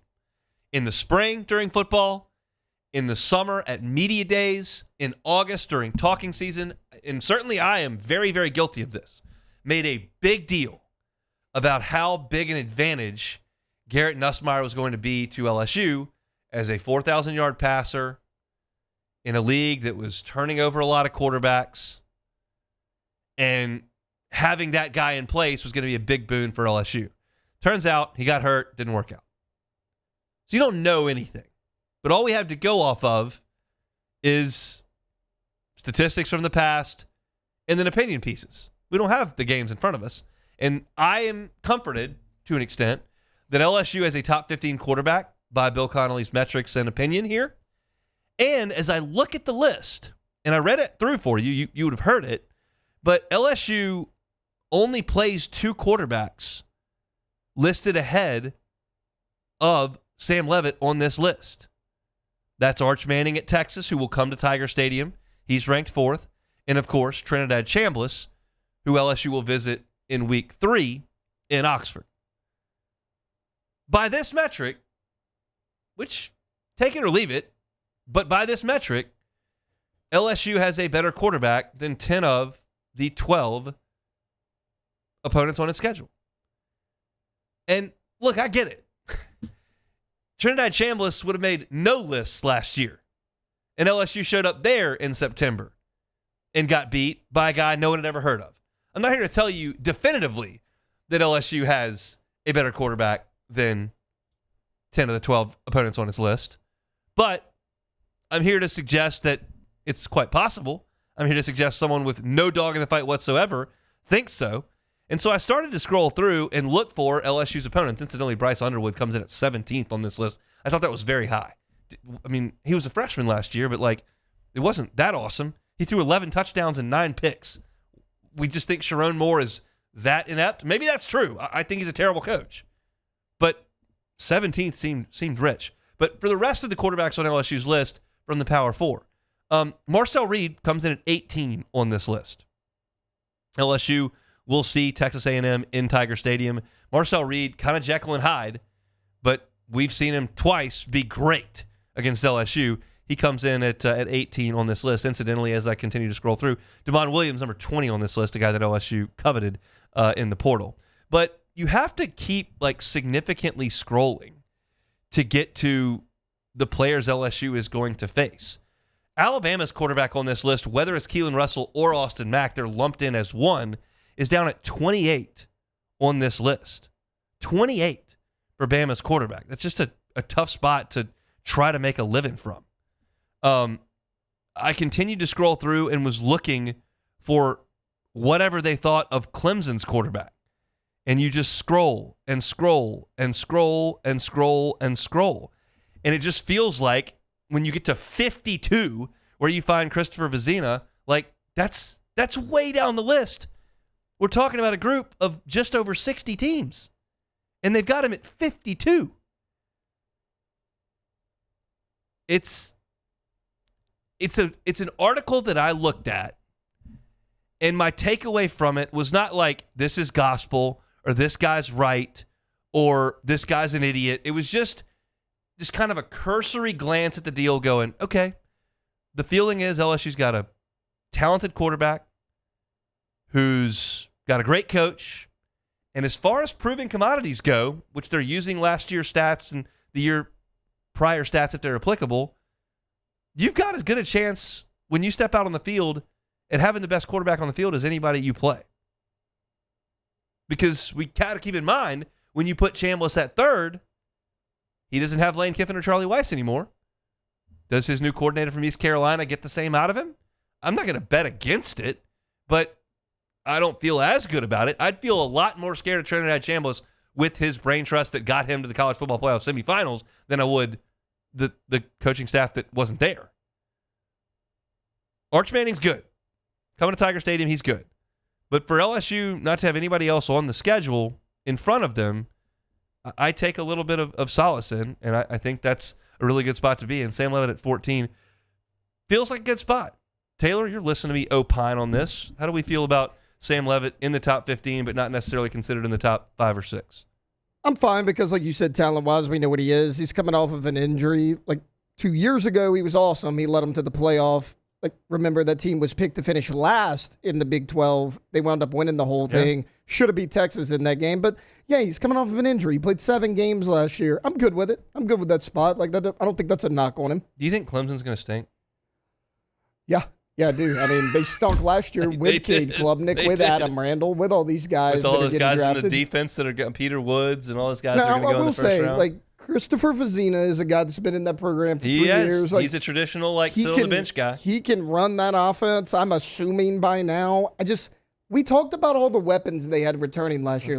Their top 3 receivers are back. Your 3-year starter quarterback's back. It didn't matter because they don't keep up with the popular trends of college football. Nope. So they're behind the 8 ball. Might as well have had Dabo on that committee in Washington, D.C. If we're gonna get Urban Meyer involved, let's get people that were really good in 2016. Bring them all up there. You need Dabo for the anti-opinion, the dissenting opinion. Yes. I think Dabo would have been the first one to speak too, though. He would have been like, "I got to get this off my chest. Let me go first." He'd be like, "Guys, I know I'm only from little old Clemson, but I got to tell you, NIL is awful. It's awful. NIL, we're in the name, image, and likeness of Christ here at Clemson, which I'm for, but it's not going to help you win a ton of games. You probably need to pay the players. Yeah. LSU fans, Sam Levitt, he's 14th on the list. That's a look at college football here for the day. LSU will play Sacramento State in baseball coming up this weekend. I got a little preview of Sacramento State and how this matchup plays out for LSU. We'll do that when we come back. The Hunt Palmer Show. Gonna take a tour at Marucci. Speaking of bats, LSU needs to swing the bats this weekend. They got bats from Marucci. They need to swing them. If you want to go see where the official bat of Major League Baseball is made, go to Marucci. They make 1,200 of them a day. It's a cool tour for two reasons. Like, one, it's cool to see how the bats are made. Two, it's really cool to see what the story is when you talk about Marucci. They started this in a backyard shed.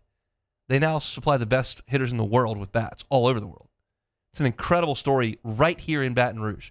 Two former big leaders, their athletic trainer, 22 years later, here it is. Go check them out. You can get a ticket at maruccisports.com/campus-tour. And every ticket to the tour comes with a 20% discount in the Campus Tour store and in the Hitter's House. So if you want to get that 20% off, get a tour, get that discount. Everybody wins. Take your youth softball team, take your youth baseball team, take the kiddos, go yourself. It's a cool, cool spot over there at Marucci. Check them out online at maruccisports.com. If your office is experiencing performance issues like slow networks, jammed printers, or disappearing files, Advanced Office Systems may be right for you. With powerful IT solutions, print management, document imaging, and security systems, they help offices regain confidence naturally. Side effects may include uncontrollable efficiency, smoother workflows, and a sudden burst of office joy. Say goodbye to those emotional breakdowns in the supply closet and get back on track with Advanced Office Systems.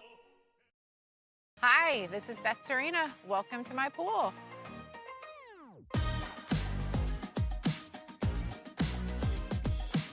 The first time I saw this beautiful pool, it exceeded every expectation that I had. They were able to get everything we wanted in this pool. It is a beautiful pool. We live out here, we eat out here, we watch TV out here. This is like our living room outside. We love this pool and everything about it. When we decided to build our pool, we called a great friend who is one of the best pool builders in the country in North Louisiana, and we said, who would you choose to build a pool in Baton Rouge? And without a hesitation, he told us Russell Pools. He said their history, tradition of great builds, great pools was unmatched. So of course, who did we call? Russell Pools. The advice I would give to anyone looking to build a pool is first call Russell Pools. They'll do an incredible job. It'll be incredibly organized. It'll be time efficient. And you will have your pool in no time.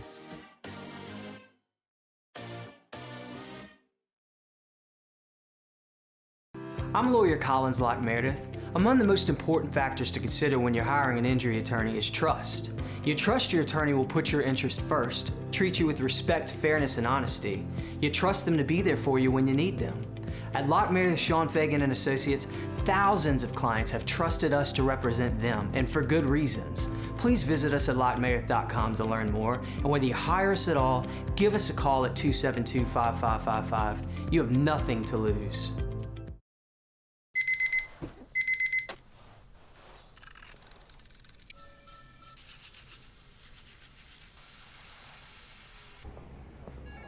Sometimes you ignore the signs, even when they're right in front of you. Problem gambling isn't always easy to spot. Know the signs. Set your limit. Learn more about healthy gambling habits by visiting us online or text or call for free confidential help now.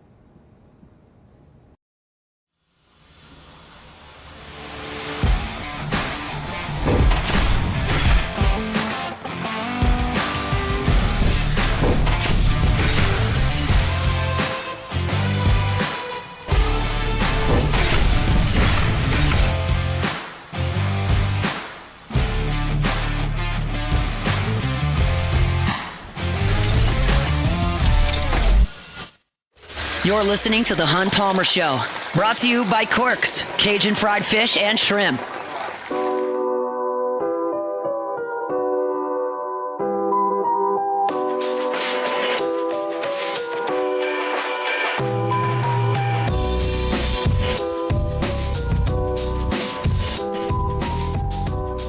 LSU trying to get back on track tonight. 6:30 first pitch from Alec Box Stadium. Tigers and Sacramento State. The Hornets in town for a 3-game set. They'll play Friday night, Saturday night, Sunday. The weather looks a little iffy this weekend, kind of across the board, so we'll see how weather affects this weekend. But Sacramento State was brought in here for a reason. One, And initially, Sacramento State reached out to LSU to come here. Jay Johnson said that earlier this week, and he said he finds oftentimes that happens when a coach feels pretty good about his team in the future. And this is a program that's won a lot of games over the years. Jay Johnson's known their coach for a very long time. Obviously, both spent time out on the West Coast. And so you're bringing in a team that's got a good pedigree of winning in its past. However, this season is off to a pretty rough start. 2 weeks ago, they welcomed in St. Joseph's for a 4-game series. They won 3 of those 4. The finale, they won 21-2. So that was 2 weeks ago. They won 3 out of 4 against St. Joseph's.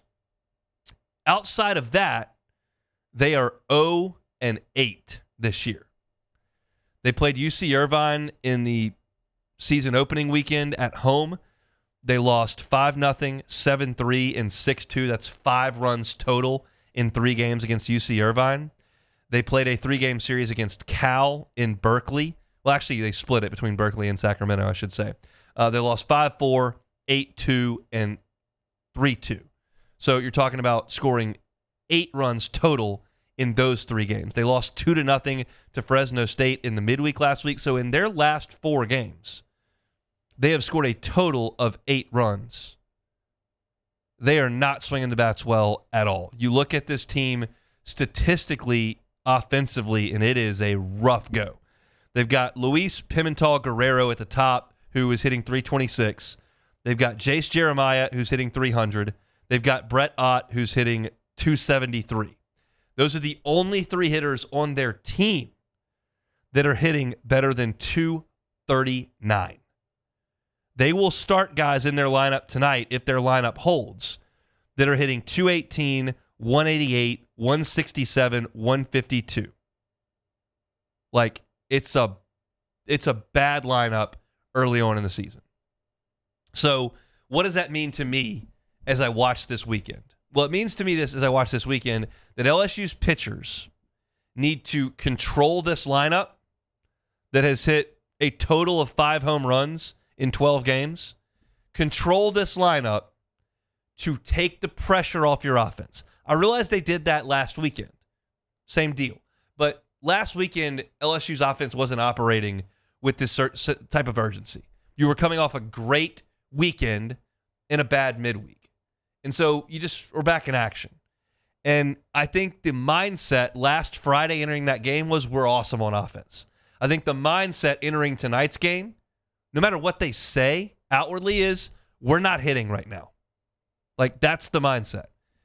And so while Sacramento State's inept offense doesn't help LSU offensively at all, what it can do is allow the pitching staff as a whole to suppress this Sacramento State lineup that's not hitting anybody and allow the offense to get going without playing from behind, without being behind 3-0 like they were on Wednesday, without being behind 10-0 like they were on Monday. Just ease into it because your pitching staff is controlling these guys. Now, offensively for LSU, statistically, you're facing a good arm tonight. All I know about him is that he's right-handed and a senior. I looked on YouTube and couldn't find anything of substance to give me information on Ethan Lay. But I can tell you that he has started 3 games, all Fridays for this team, and so I would assume he's going to get the ball tonight. He has gone 19 2/3 innings and allowed 5 earned runs, but he's got 24 strikeouts and 2 walks. His opponent batting average is 189. He's pitching to a 2.29 ERA. He's had a really good start to the season. I'll give you his 3 starts. Irvine, 5 innings, 2 hits, no runs. Good work. St. Joseph's, 8 2/3 innings, 13 strikeouts, no walks, 2 earned runs.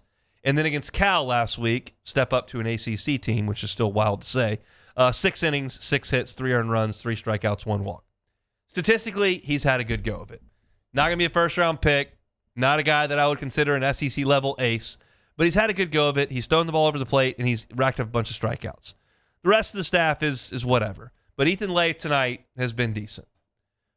I don't really care. I don't really care. This is about LSU going out there and finding itself again before league play. This was the open of my show an hour and 22 minutes ago, and it still stands as I sit here right now.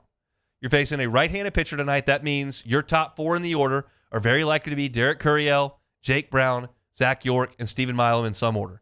They'll all be hitting left-handed. Set the tone.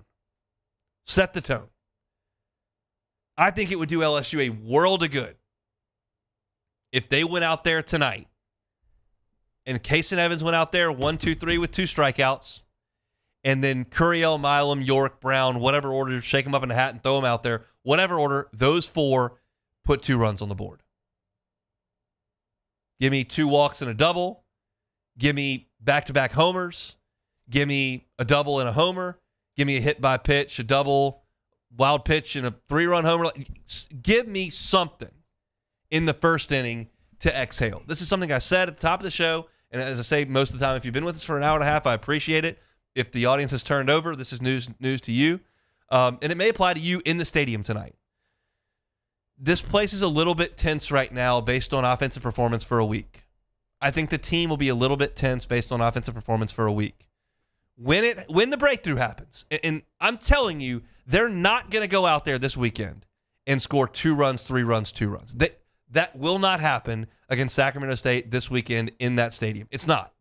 There will be a breakthrough. There will be a crooked number inning. There will be an 8-9 run game at some point that is coming this weekend. And I think when it does, the crowd is going to applaud and lift these guys up. Right now, it's tense. And when I say that, I don't mean to overreact. I don't mean to impose upon people my feelings. I mean to highlight the fact that this place cares a lot about baseball. That expectations entering this year were sky high. That expectations after 2 weeks were sky high. And that this has been a jarring 6-game stretch for LSU. And 6 games is different than 6 innings. And 6 games is different than 6 weeks, too. But it is 6 games, and they've struggled.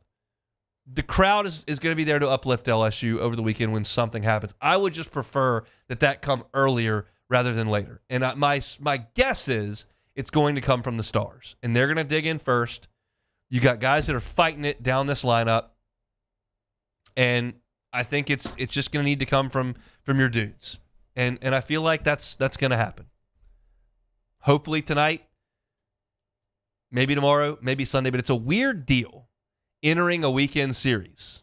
This has not been the case, I don't remember, in my time down here in Baton Rouge. It's a weird situation for me personally, looking at this weekend and feeling better about LSU's starting pitcher on Saturday and Sunday than I do on Friday. That's just a very, very odd occurrence. That may flip entering next week if Evans just absolutely shoves this weekend. Keep in mind, he should have retired his last 8 last weekend. He found a groove after the crooked number. But Moore has been great 2 out of 3 and good all 3. And Schmidt was brilliant last week.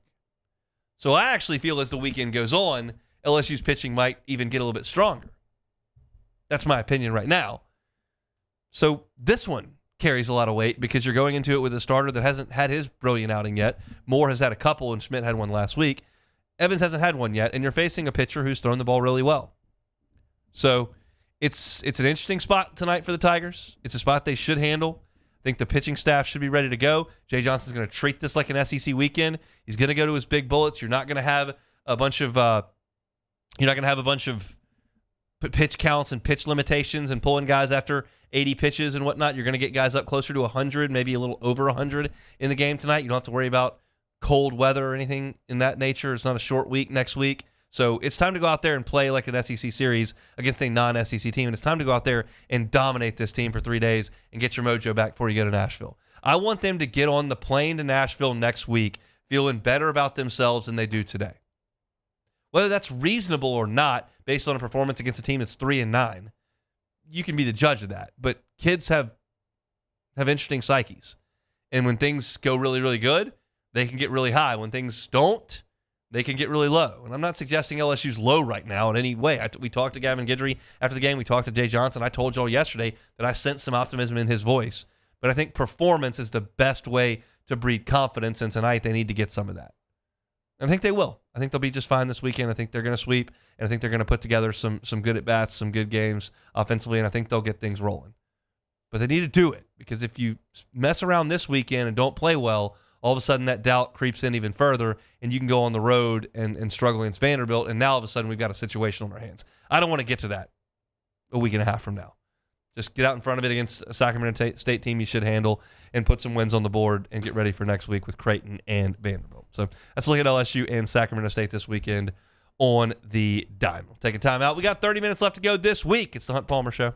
The Hunt Palmer Show. Swing Easy Golf Club in Baton Rouge. SwingEasyGCBR.com. I mentioned earlier that the weather might not be great all weekend long. If you had a tee time and think that may be in jeopardy because there may be some wet weather, Swing Easy Golf Club's happy to have you. Won't have a rain out there.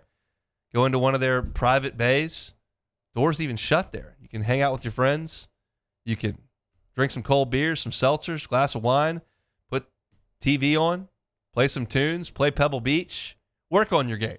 You card a score, the whole deal. You chip and putt. It's a lot of fun. If you've never tried simulator golf and you're looking to get into golf this spring as the weather warms up, check out Swing Easy. It's on Seagan at Perkins. Great place to hang out. Great place to work on your game. Great place to hang with friends. Great place to entertain clients. You can be a member at Swing Easy Golf Club, which comes with a number of hours free every single month if you're a member at Swing Easy. Go by and see him, Seagan at Perkins, Swing Easy Golf Club, online, SwingEasyGCBR.com. Hi, I'm Mitchell Meredith. At Locke Meredith, Sean Fagan and Associates, we know each case and client are unique, and that no two cases are the same. But one thing remains constant, and that is our passion to help our clients. After an accident, we know your life has changed, which is why we passionately fight to make you and your family whole. Remember, whether you hire us at all, give us a call at 272-5555. We're here to serve you.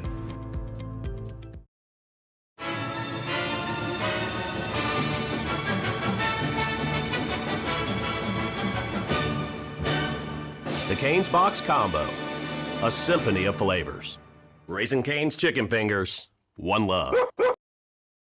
Most roofers just replace your shingles. At Pelican, we diagnose your roof, digging deep down to find the root cause of your roof symptoms. Now cough for me? Good. We don't ignore your roof's issues, we address them. Let's just take care of this right here, helping your roof to become the best version of itself. Interesting that you would say that. How does that make you feel? So call Pelican Roofing for your free roof checkup today.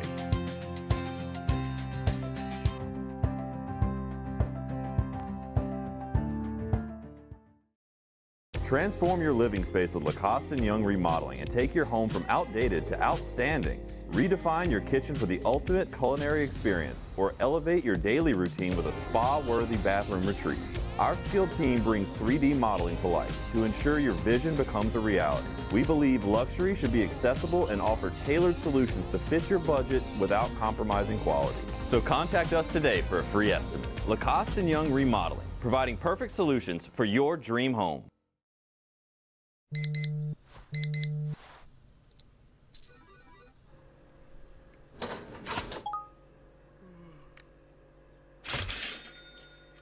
Sometimes you ignore the signs, even when they're right in front of you.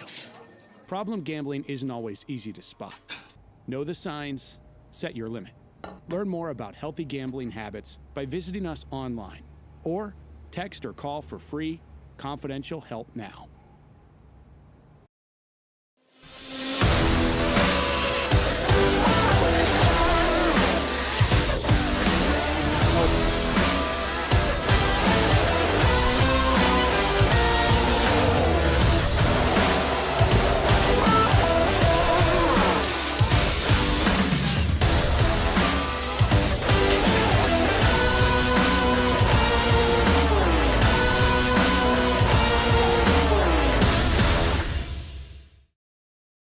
Flight by Yingling is raising the bar by crafting the next. You're listening to The Hunt Palmer Show, brought to you by Corks, Cajun fried fish and shrimp.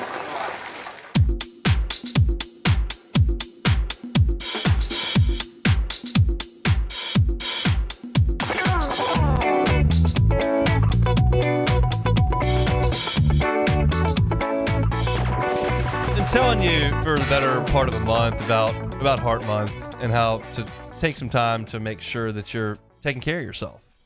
My friends at Ochsner remind you that heart disease is the number one cause of death for men and women, but so often it is preventable.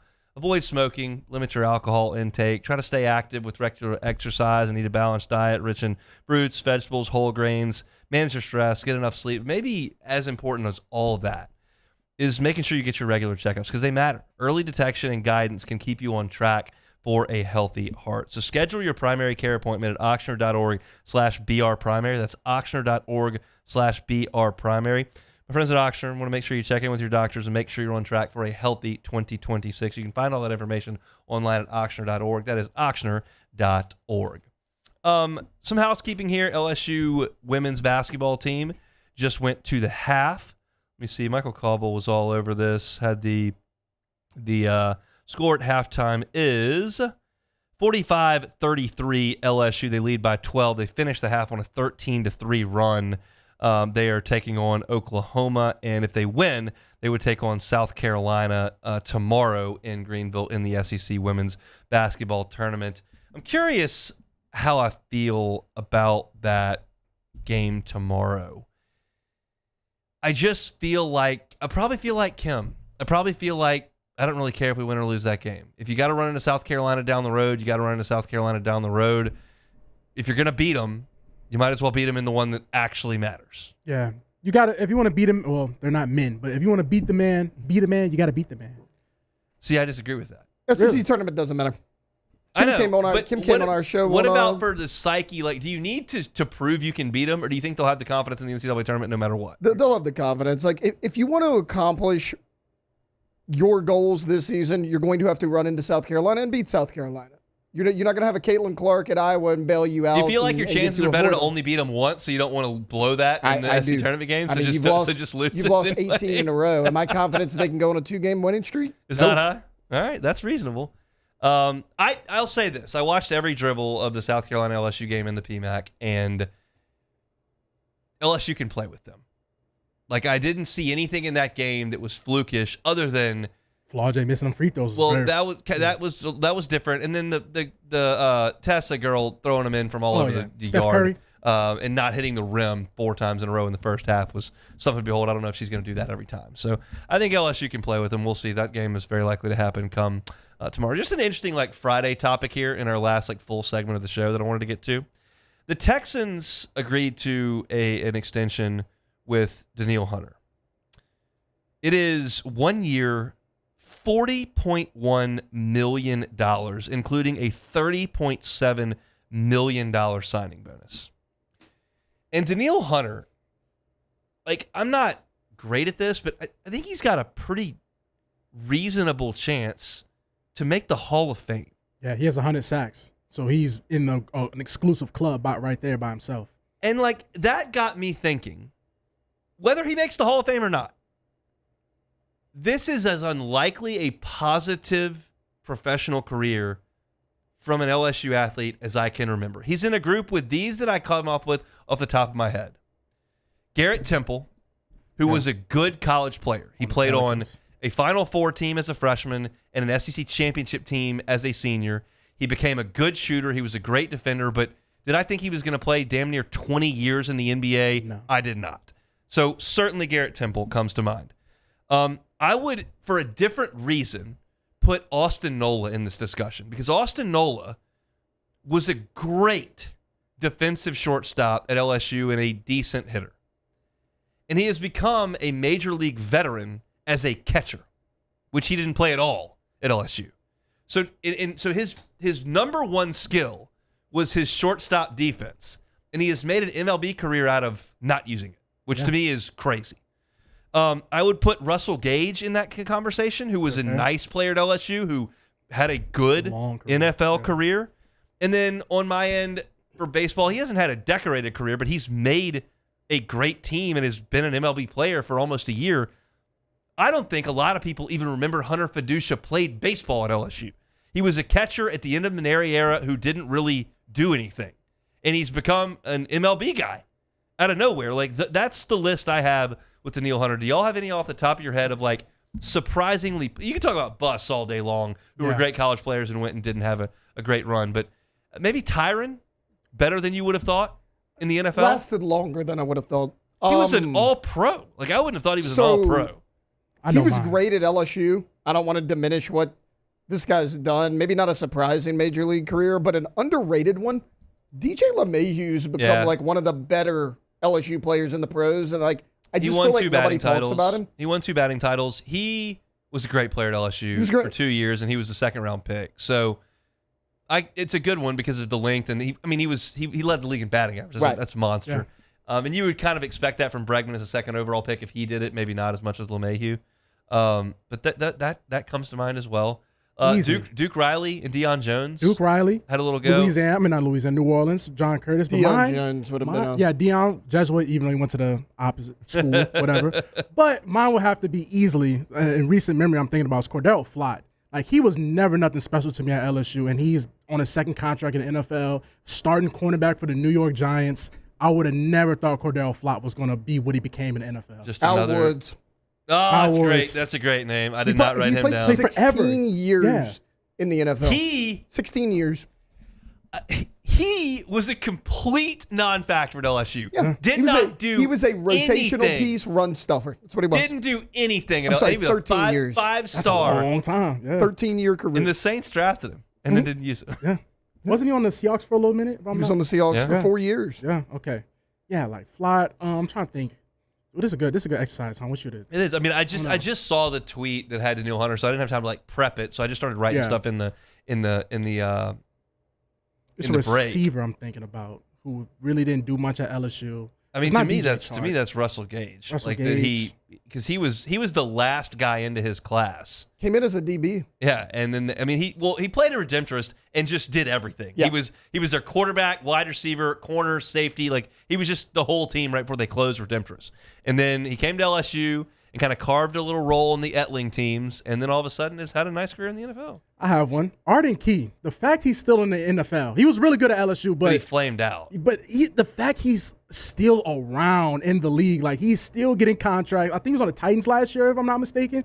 Arden Key. So I've got one. I just thought of one as well, and this is the worst deal. And I've gotten to know him because he's come to some Football Fridays at Lod Cook. Great guy. And I think he would agree with me on this to an extent. I think he would actually probably agree with most of me on this. Elite high school player. Okay. Pretty long NFL career. Not as good as he would have thought at LSU. Russell Shepard. I thought of Shepard. Now, Russell Shepard was better at LSU than the people driving around listening to us right now think. He made some big plays.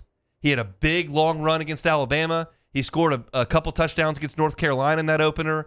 He had a huge run against Auburn as a freshman. He scored some touchdowns on the national championship game team in 2011. He was not a non-factor. He just wasn't the number one player in the nation like he was a junior in high school. Yeah. And so that drove people the wrong way. But then he made it as a special teamer and a fifth receiver in the NFL and played for I think like 6-7 years. Yeah.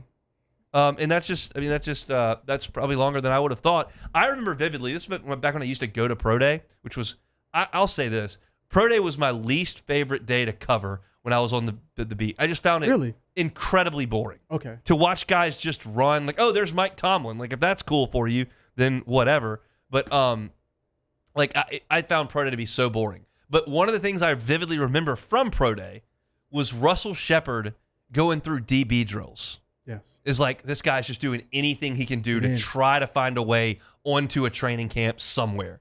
And he made a lot more than that. So that's one that comes to mind. Is Kelvin Joseph still in it? Well, even though he transferred from LSU, is he still in the NFL? I don't know. I mean, he went to I know he was on the Kentucky. Cowboys. I know he was on the Cowboys for a little minute. Yeah. That's part of the – he was a big-time recruit when they pulled him in and then ended up at Kentucky. Man. Yeah. There's been a pipeline from LSU Javonte to Smart. I gotta say, Scholarville. I think that's a fairly comprehensive list of the surprising professional careers. Austin Nola, Garrett Temple, Daniil Hunter, Hunter Fiducia, Russell Gage, Al Woods, Russell Shepard. That's probably, I can't think of anybody else off the top of my head that's no, well, I guess here's one. Although he was pretty good at LSU, but he became like a superstar for different reasons than on his field. But Brian Wilson, the closer for the Giants, was like a nice pitcher at LSU, and he became like a World Series level closer. So that's another one that came to mind. If you got more, throw them in the Bayou 4 chat. We'll get to them in our last segment. We got one more to go here. I just got a text that my my child's air conditioner went out at school. That's not great. He's almost over. Not good for a nearly 1-year-old. So let's go scoop him up here in 15 minutes. But we got to close things out. We'll do that next. The Hunt Palmer Show. And check out my friends at Fabry Chevrolet GMC. They're online at FabryChevrolet.com. Remember that website, FabryChevrolet.com, because the entire inventory is online there at FabryChevrolet.com. You're looking for an SUV, they got Chevy Tahoes, Chevy Suburbans. They got them. Looking for an SUV on the GMC side? They got you. Yukons, Denali's, they are all right there on Highway 61 in St. Francisville. And you're in Point Capee Parish, head on over. You're there in the Felicianas. You know where it is right there on Highway 61. But I would tell you, if you're here in Baton Rouge, Alyssa and I were up there in St. Francisville on Saturday. It's a quick drive right up the road. And if you're looking for great deals on trucks, they've got them up to $11,000 off Silverados, up to $13,000 off Sierras. They've got a great inventory there in St. Francisville on Highway 61. And you know with the Fabry family, you're going to get incredible customer service. You're going to get a great buying experience. And that's not always the case when you go buy a vehicle. I know people that are petrified to walk on a lot because they're going to be pressured, and it's not going to happen at Fabry Chevrolet GMC. It's going to be pleasant. It's going to be wonderful. The Fabry family knows it because they've been at it for 35 years here in our market. So go check them out on Highway 61 in St. Francisville. It's Fabry Chevrolet GMC, FabryChevrolet.com. These are the luckiest ice cubes in the world. They could have been a thankless bed for an all-you-can-eat salad bar. But instead, they've been called upon to cradle and cool a crisp, refreshing Dos Equis. Looks like the lucky just got luckier. Dos Equis.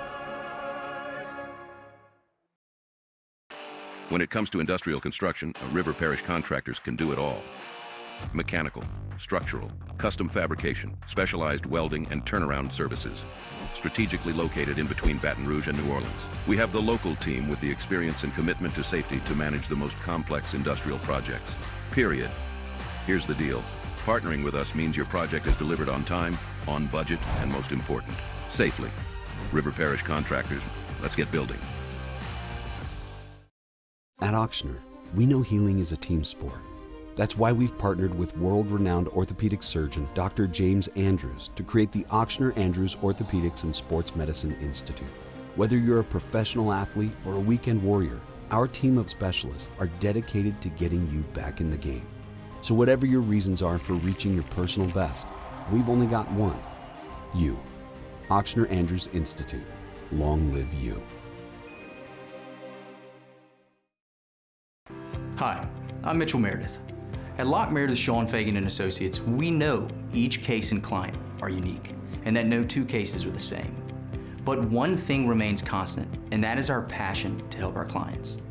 After an accident, we know your life has changed, which is why we passionately fight to make you and your family whole.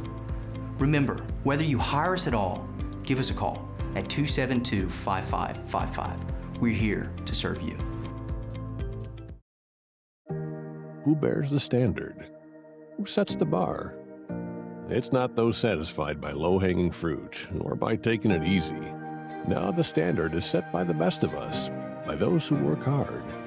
Dig deeper. Give more. At Sunshine, we're proud to provide John Deere products that work hard for you, the standard bearers. Find the dealer nearest you at sunequip.com. If your office is experiencing performance issues like slow networks, jammed printers, or disappearing files, Advanced Office Systems may be right for you. With powerful IT solutions, print management, document imaging, and security systems, they help offices regain confidence naturally. Side effects may include uncontrollable efficiency, smoother workflows, and a sudden burst of office joy. Say goodbye to those emotional breakdowns in the supply. You're listening to The Hunt Palmer Show, brought to you by Corks, Cajun fried fish and shrimp.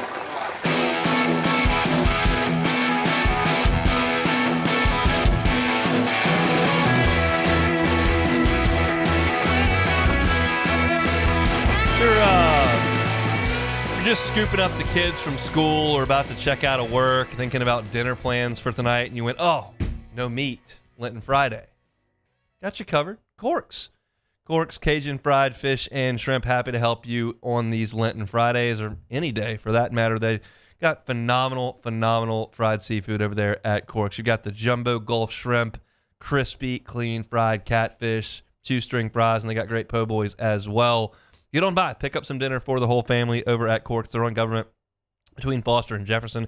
They can also make you one of those famous baked potatoes with crawfish etouffee on top. They'll also top that with those golden jumbo Gulf shrimp. It's awesome. Get on by and see them at Corks. The whole menu is at corksfishandshrimp.com. And I remind you, if you're looking to cater, whether it's a birthday party, a tailgate at the box, high school sports, just a picnic at the park, game watching parties, whatever the case is, if you need food in bulk, Corks does that as well as anybody. They get you those big trays of catfish and shrimp and fries, get you those honey butter rolls as well, coleslaw, all the sauces you could want. They got you over there at Corks.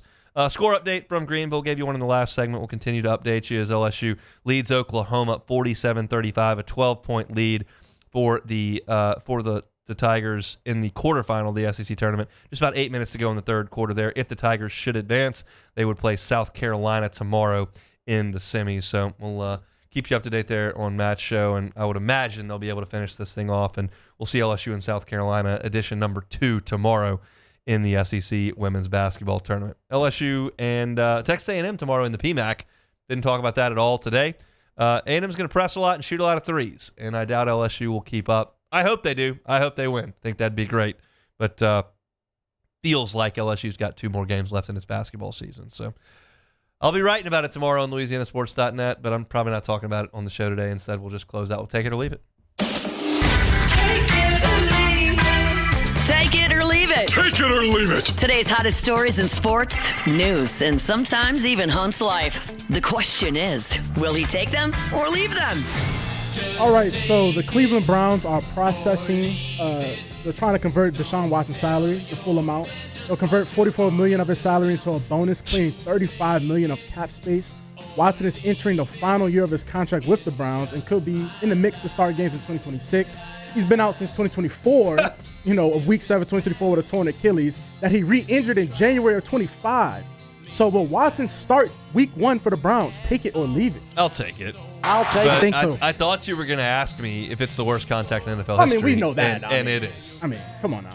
I mean, and it was so bad.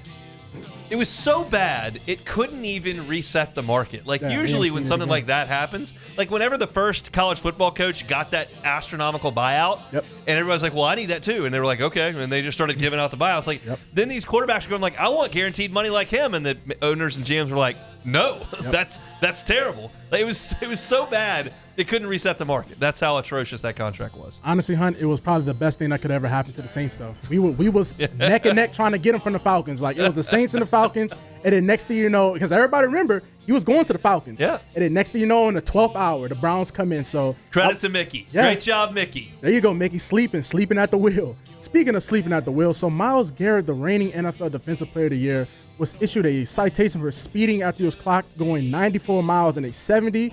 This is Myles Garrett's 9th speeding ticket since entering the league in 2017.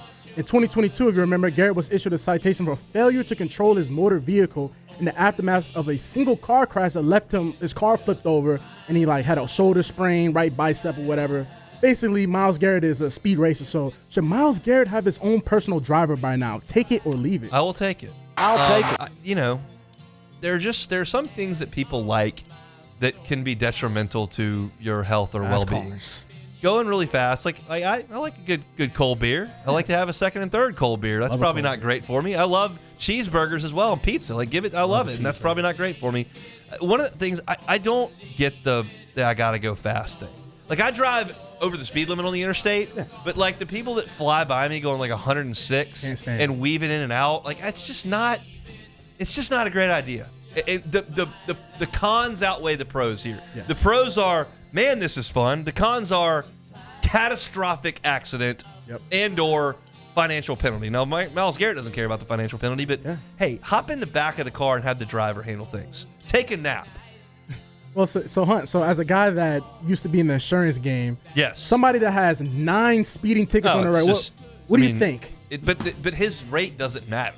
Yeah, it's through the roof. I'm sure he has to go through some supplemental thing that people won't even underwrite that. Oh my! But he doesn't care. He has hundreds of millions of dollars. You're charging me $6,000 a month in auto insurance. What the hell do I care? None. I don't care at all. That is very true.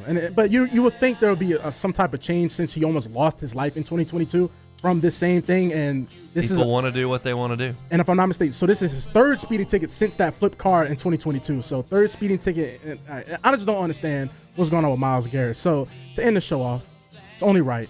Saturday, March 7th is National Cereal Day. So, Hunt Palmer, what is your favorite cereals? So the answer to that question is Cinnamon Toast Crunch. Oh my God, but I will tell you this: in a pie. It is March 6, 2026. Yes. I don't think I've had a bowl of cereal in 10 years. Whoa. I don't. I have no clue when my last bowl of cereal was. Taylor, when was my last bowl, or what's my favorite cereal? What's your last bowl though? A couple months ago. Okay, sounds about right. I ate some cereal every once in a while in high school. It kept me alive in college. I didn't eat breakfast in college. I just slept through. I don't eat breakfast now because of the time I wake up. So I do one better. I wouldn't eat breakfast. I'm eating this for dinner. Like I'm talking. I get it. Cinnamon Toast Crunch is delicious. There's like no nutritional value in it. I don't think. And there are plenty of cereals that I would find appetite that I think are okay. I'm just not. I don't buy cereal. Maybe when my kids start eating cereal, which they don't right now. Myers eats like 3 things. Keller eats everything, but he eats it in tiny little bites. Yeah.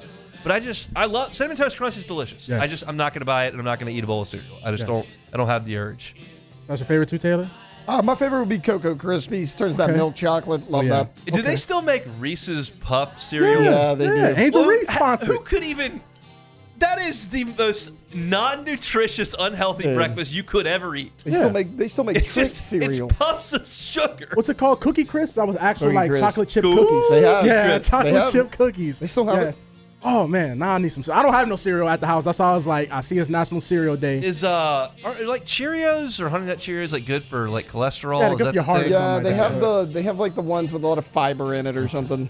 That's cool. Get involved with that. If it doesn't have some animated character on the front, it's not really cereal. So like, who cares? My grandparents, it used to be a big deal when they picked us up to go out to their house out in the country when we were little. They would buy the variety packs of cereals that we used to call it little boxes of cereal because they were literally little boxes. They would come in like the 8-pack. And then, of course, me and Grace or my sister are fighting over who gets the Apple Jacks, who gets the Cinnamon Toast Crunch. I want left with the Raisin Bran and the corn pops. Yeah, did not want the corn pops. Did not want the corn pops. I know exactly what you're talking about. We would fight over it. So then all of a sudden they show up with 2. Yeah. So you can't run out of one. Like that's classic grandparents. Like we'll just buy more. If you what are these? $10 a piece, you got it. Literally.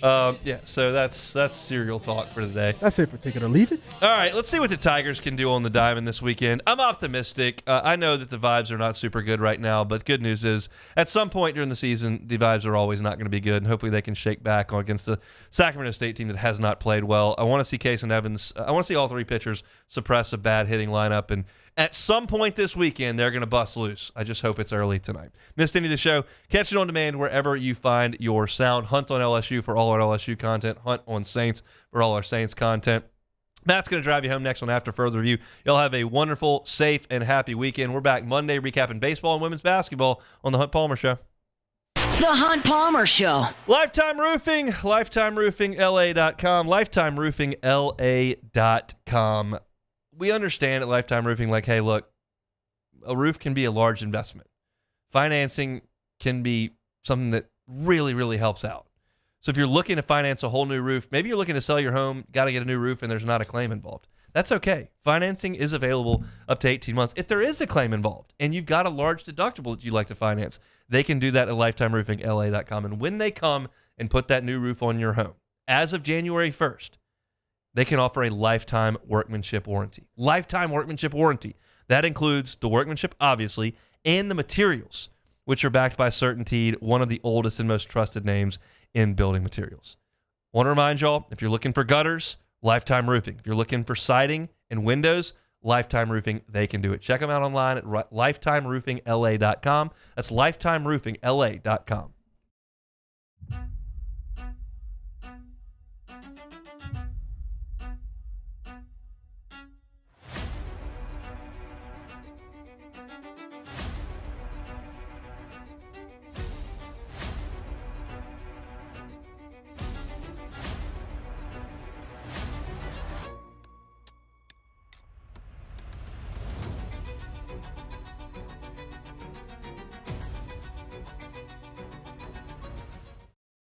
I'm Lawyer Locke Meredith. If you're battling an insurance company because of a wreck not your fault and they're not calling you back or being fair, whether you hire us at all, give us a call, 272-5555, or email Locke Meredith, Sean Fagan and Associates. You have nothing to lose. Hello, I'm Collins Meredith. If you've been injured on the job, you likely have a workers' compensation claim, but you may also have a tort claim, which opens up significant recovery rights not normally available for a work injury. If this is you, call us or come see us at Locke Meredith, Sean Fagan and Associates.